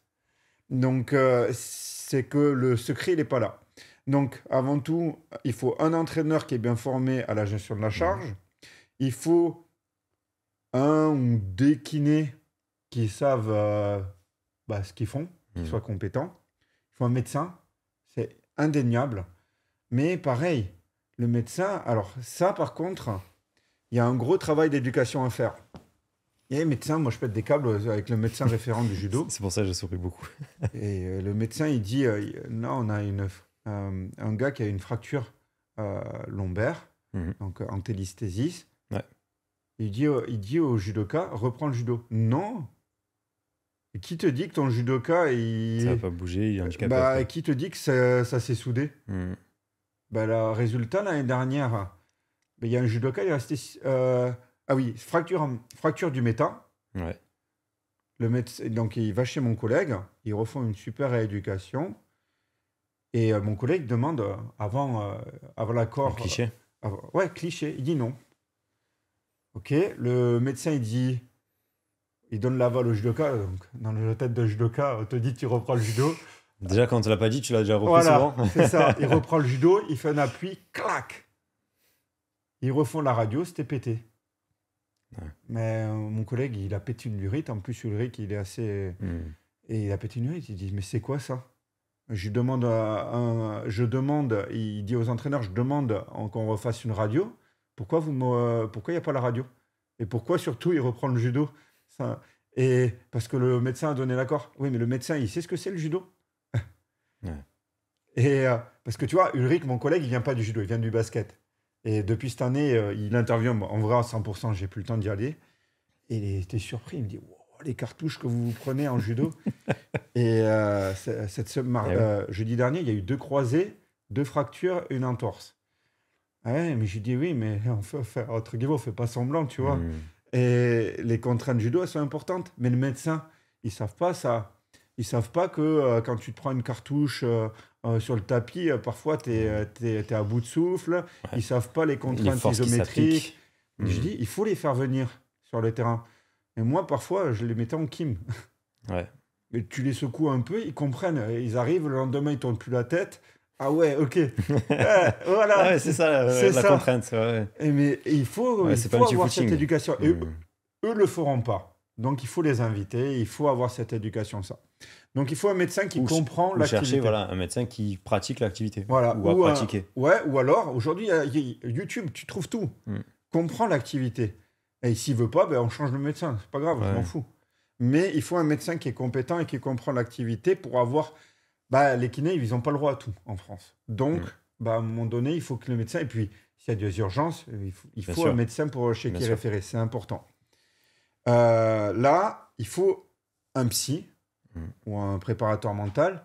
Mais pareil, moi, j'en ai vu plusieurs, des préparateurs. Il n'y en a aucun qui m'ont convenu. Après, je suis un peu chelou parfois, mais il faut que tu puisses avoir un réseautage qui te permette de renvoyer en fonction de comment se comporte l'athlète.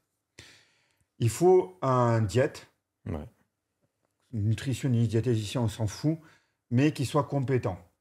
Pareil. Ça, c'est compliqué aussi. Ouais, c'est dur la nutrition parce que y a beaucoup de choses qui gravitent autour et des marqueurs de santé, tu vois, qui sont durs parce qu'on tombe vite aussi.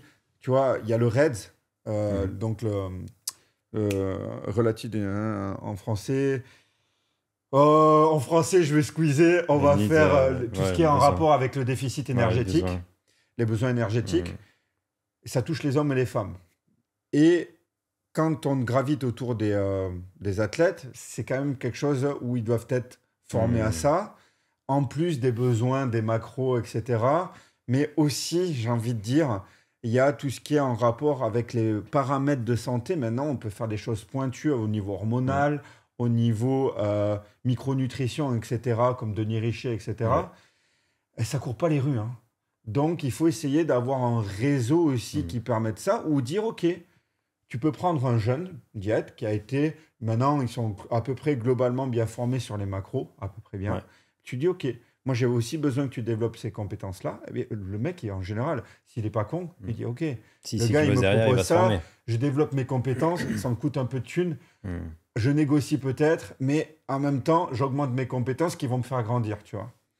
Donc, j'ai mon diète et en plus, le diète, parfois, il peut ouvrir ses compétences vers, OK, comment on optimise un peu le sommeil, par exemple, ce genre de choses. Et là, tu as une équipe qui est quand même... pas dégueu. Bien, quoi. Ok. Voilà. Non, mais ça, c'est intéressant parce que j'ai discuté avec pas mal d'entraîneurs et souvent ils te disent, oui, moi j'ai pris lui parce qu'on m'a dit qu'il était en L3 STAPS, qu'il connaissait la prépa physique.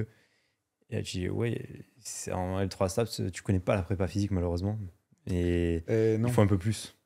Ouais, ou alors, mais après, c'est des bémols. Hein. Tu fais comme moi ou Jérôme Simian, essaye de multiplier. Mais, en toute honnêteté, tu peux pas être bon partout. Tu peux avoir des grosses connaissances. D'accord, je dis pas. Mais tu peux pas être hyper pointu partout. Moi, si on me demande sur l'optimisation hormonale au niveau testostérone, qu'est-ce qu'on peut faire ? je m'y suis intéressé, je connais des trucs et tout ça, mais si je suis très pointu, je ne suis pas au niveau des gars qui sont très pointus. Ouais, normal. Tu vois? Et alors, c'est bien, tu vois, Jérôme, par exemple, j'ai écouté son podcast. Il y a des points que je partage et d'autres points pas du tout, parce que je suis désolé, tu peux pas tout faire. Hmm. Même si son discours, il l'oriente, c'est pas vrai, tu peux pas tout faire. Et tu peux pas être aussi pointu dans tous les domaines. Pourquoi? Parce que tu as tout simplement déjà pas le temps de lire tout sur tous les sujets. Pour être pointu sur tous les sujets, Et de le mettre en application surtout. mais t'arrêtes de bosser. Ah ouais, non, Et c'est même, clair. t'arrêtes de bosser, comment tu le mets en pratique derrière? T'as pas tout le panel d'athlètes qui te permettent de mettre en pratique clair. tous les points. Donc, quand tu as une problématique, c'est bien. Et l'entraîneur doit faire, à mon sens, ce travail-là pour pouvoir répondre, mais c'est surtout pour pouvoir référer derrière. Et, maîtriser la base pour envoyer vers des spécialistes. Mais si tu es tout seul, tu n'as pas le choix. Tu dois le faire. Et tu feras des bidouillages tout seul. Et si tu as le budget ou si tu as les possibilités d'avoir un réseautage, c'est bien. Si tu es tout seul, je sais pas, si tu es au fin fond de la Corrèze, à un moment donné, parfois, il faut que tu fasses tout seul. Ouais. Ça dépend le contexte dans lequel tu vas évoluer. Sûr. Est-ce qu'il y a un thème que tu voulais aborder aujourd'hui qu'on n'aurait peut-être pas abordé encore? Ouais. Vas-y. Ça peut faire un peu...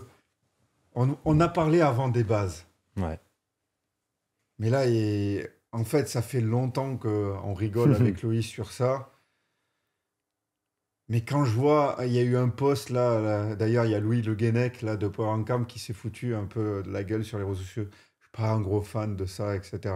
Tacler à part entière, on peut, mais ça, c'est un truc qui m'énerve en ce moment. Le neurotraining. Mais même, on pourrait élargir ça.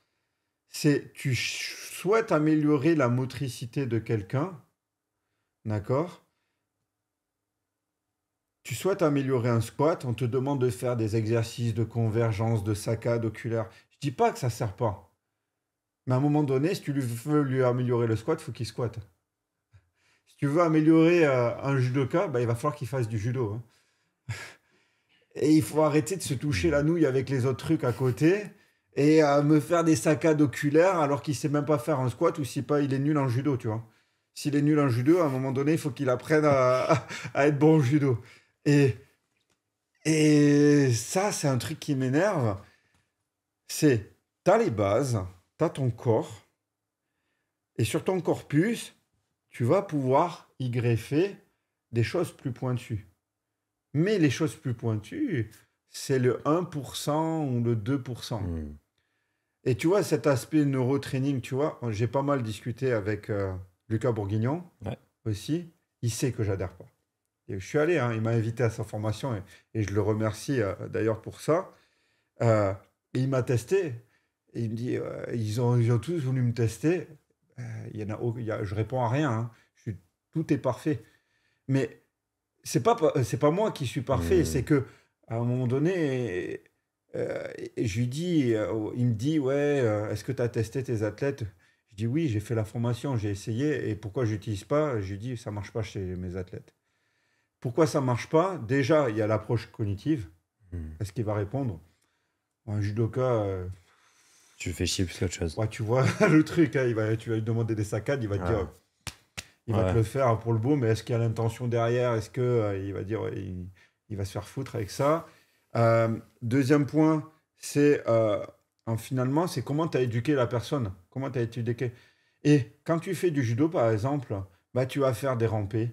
Tu vas faire des roulades qui vont aller stimuler tactilement ton dos. Et en fait, normalement, si tu as construit ta base, et c'est ça que les gens oublient, c'est quoi la base?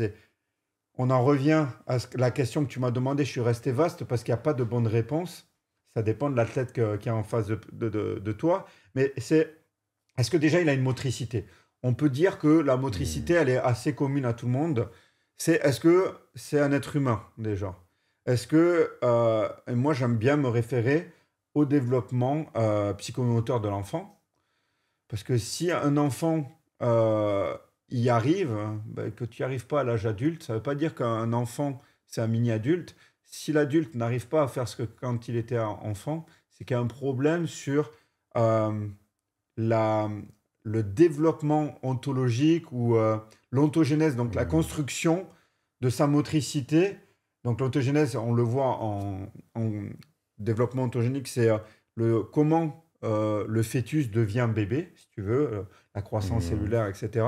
Mais on peut faire un parallèle avec une motricité une ontogénèse de motricité, si tu veux. Ok, ouais, je comprends. Et c'est qu'il y a eu un problème sur, normalement, un adulte, c'est un enfant qui est plus fort. D'accord? Ça ne veut pas dire que l'adulte, il a les mêmes possibilités qu'un enfant, parce que un bébé, il n'est pas avec autant d'articulations, il a des cartilages que l'adulte n'a pas, etc. Mais c'est que, normalement, les niveaux de force qui sont acquis à l'âge adulte doivent pouvoir démontrer ce qu'un enfant est capable de faire. Peut-être pas avec les mêmes amplitudes, peut-être pas avec la... Mais il doit pouvoir le faire. Et à un moment donné, si le développement psychomoteur de l'enfant, il n'a pas perduré à l'âge adulte, c'est qu'il y a une problématique sur l'éveil de la motricité. Complètement. Donc ça, je pense, tu vois, s'il y a un corpus, ça, tu peux le mettre dedans. Et après, en fonction des besoins, ça ne veut pas dire que tout le monde doit faire des squats, d'accord? Mais dans cette vidéo-là qu'il y a eu, c'est quelqu'un qui est dans une salle de crossfit ou d'haltéro. À un moment donné, si tu es dans une salle de crossfit ou d'haltéro, il faut que tu saches faire un pattern de squat. Donc, si tu ne sais pas faire un pattern de squat, donc une flexion de hanche, une flexion de genou, une flexion dorsale de cheville, un tronc qui est stable, bah, tu as beau faire tes saccades, bah, ton squat, il va ressembler à un demi-squat pourri. Du coup, c'est se questionner sur ce corpus de base. Dans ce corpus de base, tu y mets les besoins de motricité, de performance, d'induction de performance et de santé. Et derrière, après, si tu veux faire le pourcentage qui te fait un peu mieux à progresser, si tu as un petit shift, des petits ajustements, mais tu dois d'abord laisser évoluer l'athlète dans ça. Et d'ailleurs, on parlait d'énaction. Si tu peux avoir une énaction, donc une variabilité de l'approche dans ce corpus. Ouais. Et en fait, si tu te refais ça, bah, tu vas voir que c'est pas méchant, mais le neurotraining, en fait, il n'aura pas besoin. Ok. Parce que la variabilité va nourrir, en fait, indirectement. Et il y aura très, très peu besoin. Maintenant, tu vois, moi, je gère le meilleur, c'est le meilleur pilote français à l'heure actuelle de course de côte. Il y en a très peu qui connaissent ça. Il y a la Formule 1, le rallye, et derrière, il y a la course de côte. Il faut s'imaginer, hein, en 3 minutes, ils doivent monter en haut de la montagne.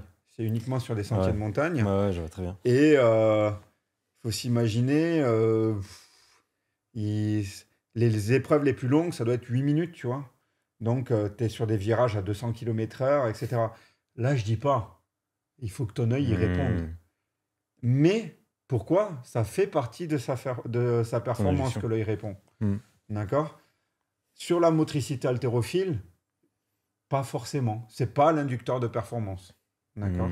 Je comprends bien. Et c'est ça, il faut construire. Et là, le corpus de base chez le pilote, oui, là, il est important. Mais ça fait partie du corpus de base. Tu vois la nuance? Ouais, je vois très bien. Donc voilà. Ok, mais c'est super intéressant. Parce que ce qui est vendu et proposé en fait via la neuro, c'est justement de dire, bah, regarde, là, tu n'arrives pas à squatter, pour reprendre l'exemple. C'est qu'à la base, il manque quelque chose et par la neuro, tu ramènes cette base-là pour améliorer ton squat. Oui. Tu vois, c'est... Mais, tu vois, Romain, il le fait. Ouais. Mais je trouve que leur discours n'est pas assez poussé sur ça. Alors, ok. Oui. en même temps, ils doivent vendre leur formation. Ouais. C'est normal. C'est normal. Mais je pense que... d'ailleurs, ça serait de bons postes à faire pour eux, de leur dire, OK, oui, les gars... Romain, il le dit. Hein, je sais que Romain, il va écouter Romain. Ouais, salut Romain. Et Romain, il le dit, ça. Mais je pense que sur les réseaux sociaux, c'est quelque chose qui n'est pas assez mis en avant. Et de temps en temps, faire un petit piqueur de rappel. OK, les gars, on fait ça. Mais avant ça tout... remplace pas le reste. Ouais, on est préparateur physique, on améliore les qualités athlétiques, tu vois. Pour en avoir beaucoup discuté avec Romain, sur la formation, en fait, en neuro, sur labo, ils te montrent comment ça fonctionne et ils te disent, ouais, il faut faire ça, je dis n'importe quoi, tel exercice 3 fois par jour ou 3 fois par semaine, je dis n'importe quoi. Mais on oublie de te dire que non, il y a le reste aussi à bosser. Et c'est pas en faisant que ça que effectivement tu vas améliorer ton squat. Tu vas pas passer d'un squat à 80 à 200 en faisant de la saccade, comme on disait. Et sur ça, je suis complètement d'accord. Et c'est ça qui m'a poussé, moi, à échanger énormément avec Romain par rapport à la neuro, parce que j'avais fait la formation par curiosité. Et je disais, ouais, bon, c'est cool. Mais moi, mes gars, à un moment donné, quand tu fights, que ce soit en judo, en boxe ou en MMA ou quoi, la prise d'information, elle est intéressante, mais si le mec, il a pas le cardio pour lever la tête, il verra rien, quoi. Donc, il me disait, ben non, il faut mettre à l'intérieur de tes séances, entre deux exos, entre deux séries, une petite Alors, activation pour améliorer ta série suivante. ouais, c'est ça. Mais après, les gars de chez Labo, moi je m'entends très bien pour eux, j'ai intervenu pour eux et tout. Mais j'ai toujours, on en a parlé en plus, ça a été un des sujets, j'ai toujours une remarque, et pour l'instant personne ne me l'a démontré. Si on parle de l'induction de performance, tu as Ouais. parlé du MMA, Ouais. d'accord? C'est le parfait exemple. Tu utilises on va parler de neurotraining, Ouais, d'accord? bien sûr. Tu utilises neurotraining dans la préparation du gars du MMA. Ok. Quelle est sa rétention? Mhm. Quelle est la rétention après avoir pris Faible. une patate dans la tempe? Non, mais je suis Et il n'y a entièrement d'accord. personne qui est capable de me... Quelle est la rétention réelle? Si c'est pour améliorer l'entraînement, mais en fait, tu n'es pas en induction de performance. On va dire une induction d'entraînement. Complètement d'accord. C'est quoi la rétention? Et à mon sens, pour moi, la rétention, elle est nulle ou minoritaire. Et du coup, elle ne fait pas partie de l'induction de performance. Et du coup, c'est pour ça que je m'intéresse moi. Ok. Ouais, C'est je comprends. ma C'est un très bon réflexion. exemple. Très bon exemple. Je veux bien qu'ils me répondent, tu vois. Ouais. Mais c'est ma réflexion sur ça. Alors que, par exemple, tu vois, ils font aussi beaucoup sur le développement psychomoteur de l'enfant. Ouais. Et ça, par contre, il y a réellement Un intérêt. tu le vois. Tu le vois. Nous, on le voit. J'avais fait ça très, très tôt parce que j'ai fait un stage en pédiatrie de 3 mois à la Cajuc. Ça me saoulait. Elle m'a dit, OK, c'est vrai que je faisais du judo. Elle a dit, OK, maintenant tu vas réfléchir à tous les marqueurs que l'on voit en pédia, mais tu le fais pour l'adulte. Ouais, c'est autre Je te chose. dis pas, j'ai un peu bossé quand même. Ouais. En plus, j'ai dû rendre un énorme contre. Et du coup, je l'ai plus, hein, mais il était super le mémoire. J'ai fait un mémoire de 100 pages sur le développement psychomoteur chez l'adulte. Ok. Et du coup, elle m'a dit, OK, maintenant, c'était cool. Elle s'appelait Séverine Godon. Elle me dit, OK, si tu es d'accord, parce que ça lui a bien plu, eh ben, tu vas mettre en place ça chez les adultes dans tes prochains stages. Ben, c'est simple, les infirmières, parce qu'à l'époque, les stages libéraux n'étaient pas beaucoup ouverts, mais je m'en souviendrai toujours. J'avais eu un papy on était en médecine interne à l'hôpital civil à Strasbourg. Je pense qu'il avait 84 ans, je pense. Et il faisait 42 kilos. Squelettique. Il faisait mal au cœur, il marchait plus. Il était comme ça. Et j'y vais et tout. Il marchait plus. Et on sait que dans le contenu de mon marqueur de stage, retrouver les étapes, on le voit chez l'enfant. Et du coup, j'en ai fait le même présupposé chez l'adulte jusqu'à la course à pied. Que si j'avais développé chaque point, chaque identité du développement psychomoteur de l'enfant, j'améliorais, sans travailler le schéma, mon schéma de marche et ma course à pied. Du coup, je suis parti de ce précepte-là et j'ai bossé ça chez lui. Donc, je l'ai réappris à être sur le ventre, je l'ai réappris à ramper, je l'ai réappris à se déplacer sur ses fesses, etc. Tout. Et il a repris en 6 semaines 4 kilos de poids de corps. Donc, ouais, c'est énorme, c'est 10% de son poids. À 84 ans, hein. Ouais. Avec la sarcopédie, Et il faisait, en gros, il a retrouvé une autonomie complète et il est revenu vivre avec sa femme. Ouais, c'est bon.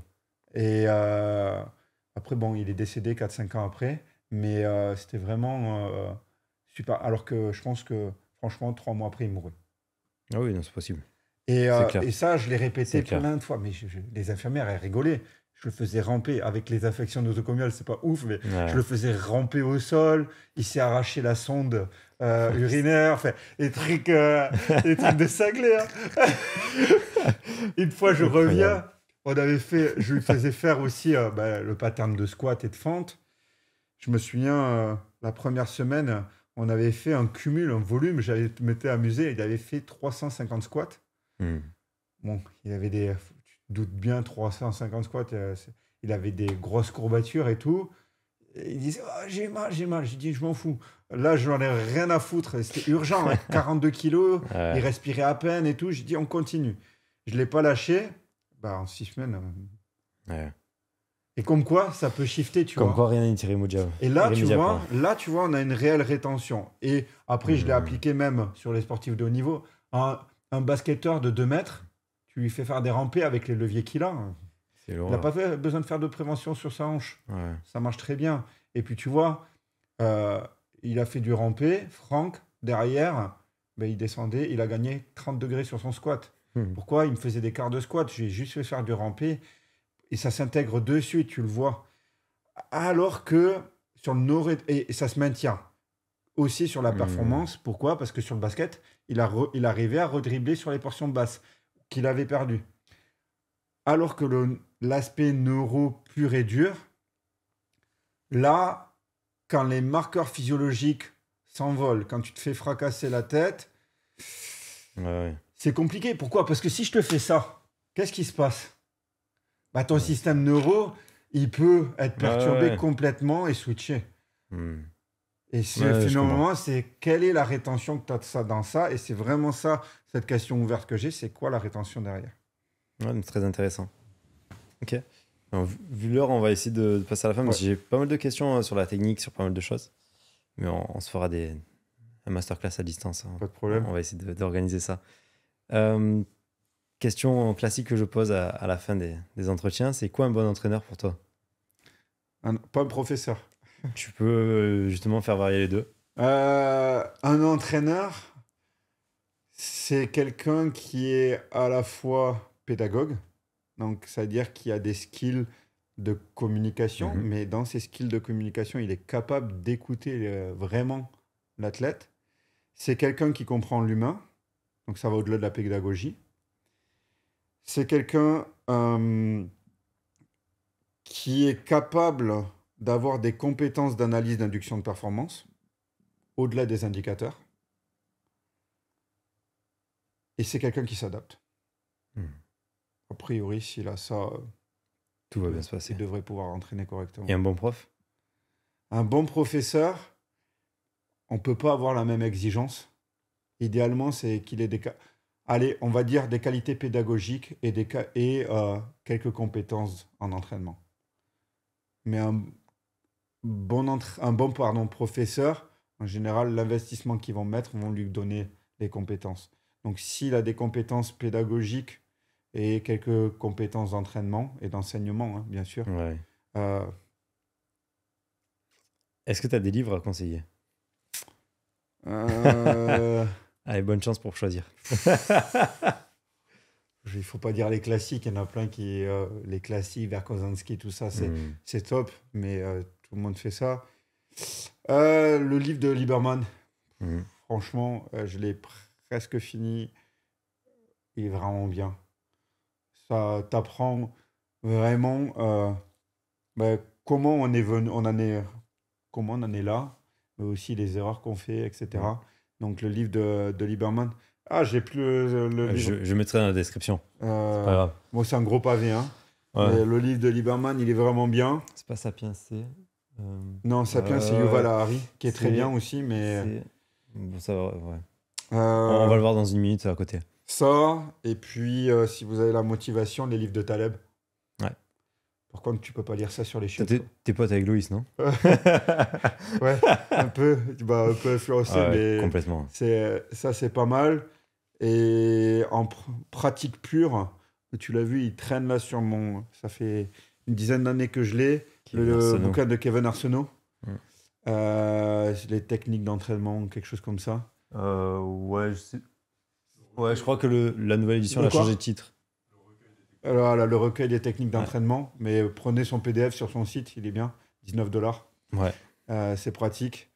Ça, et en sciences de l'entraînement, c'est compliqué. C'est compliqué. Je pense que les vieux bouquins sont bien quand même s'il y a des erreurs. Il y a quand même, dans les vieux bouquins, ils ont essayé beaucoup de choses pratiques. Et dans ces retours pratiques, c'est ce qu'a donné le bouquin aussi, tu vois. Donc, faire course en ski, c'est très bien, tu vois. Euh, mais, tu vois, hier, j'écoutais, je sais pas si tu l'écoutes, le podcast de Limitless de Non. David. Non, pas du tout. Il a interviewé Bia, Ok. Ouais, Véronique Bia, ouais. qui est une Sur la sommité physio, dans l'entraînement et sur la physio. Ouais. Euh, Elle a sorti son dernier bouquin. C'est un tout petit bouquin. J'ai l'acheté, je ne l'ai pas lu, mais en gros, elle a dit c'est les 40 ans de sa carrière, elle en finit sur ça. Et c'est pour ça que c'est compliqué. C'est l'entraînement, entraînement facile, entraînement modéré, entraînement dur. Et un monitor comme ça. Donc Véronique Billa, qui a écrit des pavés en physio, elle finit sa carrière sur comment j'entraîne facilement, modérément et durement. Et je monitore juste comme ça, Je savais pas avec qu'elle avait feu sorti, vert, je feu reprendrai. orange, feu rouge. Point. Du coup, bah, ça remet en question beaucoup, Les datas. ouais, beaucoup de choses. Mm. Parce qu'en fait, les gens, ils oublient qu'on entraîne des hommes et pas des datas. Je suis bien d'accord. Et en fait, il y en a plein qui se cachent derrière ça. Ouais, j'ai monté tel indicateur. Ça ne veut pas dire que tel indicateur, c'est savoir si l'indicateur nourrit ton inducteur. Moi, j'ai surtout l'impression que les datas. Alors, moi, j'ai toujours été un petit peu contre ça. J'ai très peu bossé avec ça, sauf certains marqueurs subjectifs aussi. Moi, j'avais le partenariat Et- avec Vald. Ouais, Bah, ils ont vite compris, en fait, bah, bien sûr. que c'est pas que je l'ai arrêté, c'est qu'ils m'ont Ça demandé correspond pas. qu'ils arrêtaient le partenariat avec moi parce que j'utilise pas, en fait. Ouais. Et ça me faisait chier de faire des posts. J'en faisais 2-3 au début, mais c'était pas comme eux, ils le voulaient, Mm. parce qu'ils voulaient que ça soit promotionnel. Mais en fait, c'est pas que je l'utilise pas. De temps en temps, un croisé, j'ai besoin de voir comment ce Bien RSI sûr. fonctionne. Pourquoi? Parce que c'est Bien un sûr. des marqueurs pertinents. Mm. Mais c'est pas le truc que j'utilise le plus, tu vois. Ouais. Et moi, enfin, voilà, il y avait ce mode des datas partout et je dis putain, moi je les utilise pas, j'ai du mal, tu vois. Et je me dis putain, je suis vraiment un prépa de merde parce que je les utilise pas. Et j'ai l'impression que beaucoup les utilisent, soit par effet de mode, mais surtout pour se donner confiance à eux-mêmes que leur travail est efficace. Oui, mais ils n'auraient pas Et- besoin de se donner confiance s'ils faisaient confiance à leurs athlètes et à comment réagissent leurs athlètes. Exactement. Et moi, ce qui m'intéresse, c'est comment tu es sur le terrain. Ouais. Tu as gagné 20 kilos au squat, on s'en tape. Tu es comment sur le terrain? Tu te sens comment? Mieux? Tu as gagné du temps? Tu es plus à l'aise? Ok, bah alors, on n'a même pas besoin de mesurer. Ça, tu vois, il y en a plein là qui se branlent sur les entraînements des Dagestanais en MMA parce Ouais. que c'est les meilleurs. Mais mec, c'est des C'est une Dagestanais. culture. C'est une C'est-à-dire culture. que s'ils gagnent pas, ils bouffent pas. Mm. Donc, place un Français comme ça, et il va être comme ça, le Français. Je vais pas manger ce soir, il va chialer. Ouais. Sauf que l'autre, c'est un mort de faim. Et ça veut pas dire que la prépa des Dagestanais, elle est meilleure. Leur prépa physique, il y a Ouais. plein de trucs à redire. Mm. C'est pas ouf, tu vois, ce Ouais. qu'ils font. C'est l'école, la vieille C'est école c'est russe. du dur au mal, tu marches ou tu crèves. géorgienne, Ouais. soit tu avances, soit tu crèves. Tu vas faire des sprints En côte. ouais, tu vas en faire Ouais. 20, 30, 40, 60 pendant 2 heures non-stop. Est-ce que c'est le bon truc pour faire du sprint? Mm. Non. Mm. Non, ils vont pas être plus. Non, il me sait que sur les 10 000 qui vont péter, il y en a un qui va C'est ça. passer au travers et qui, lui, par C'est contre, ça. sera Mais du coup, tu as Rabib increvable, quoi. qui est passé. Voilà. Et Rabib, il était conditionné par son père, qui était son entraîneur. Et du jour où il Et est mort, c'est arrêté. pourquoi il fait monter tout le monde comme ça? Mm. Parce qu'il a le même schématique Bien sûr. que ça. Et parce qu'ils ont 10 000 morts de faim et que les Dagestanais, ils ont rien et qu'ils voient que Rabib, il est multimillionnaire et puis ça donne envie, tu vois. Ouais. Mais tu peux pas faire ça à un Français. C'est clair. Déjà, ils ont le côté latin C'est clair. et tu peux pas faire la même chose à un Japonais, tu peux pas faire la même chose à un Américain. Et, Mhm. et en fait, c'est surtout, du coup, tu en reviens à t'adapter à qui tu as en face de toi. Ouais. Et voilà, c'est ça. Je te laisse le mot de la fin. Bah, je pense Mais c'était pas mal, mais. c'est pas... c'est une bonne conclusion, je pense. Ouais, je pense aussi. Fred, merci beaucoup. Ben, merci à vous. Voilà, l'épisode est terminé. Alors, oui, comme la semaine dernière, c'était pendant le Tour de France, on a dû écourter un petit peu l'épisode parce que sinon, avec Fred, on aurait fait un épisode de 4 heures, c'est sûr. Pour l'anecdote, j'étais à Strasbourg à 9h du matin, on a tourné avec Fred et à 12h30, je devais être à Nancy. Donc, je vous garantis que les limitations de vitesse, je les ai pas forcément respectées, mais faut pas le dire. On se retrouve dans 2 semaines avec Romain Guérin. Salut!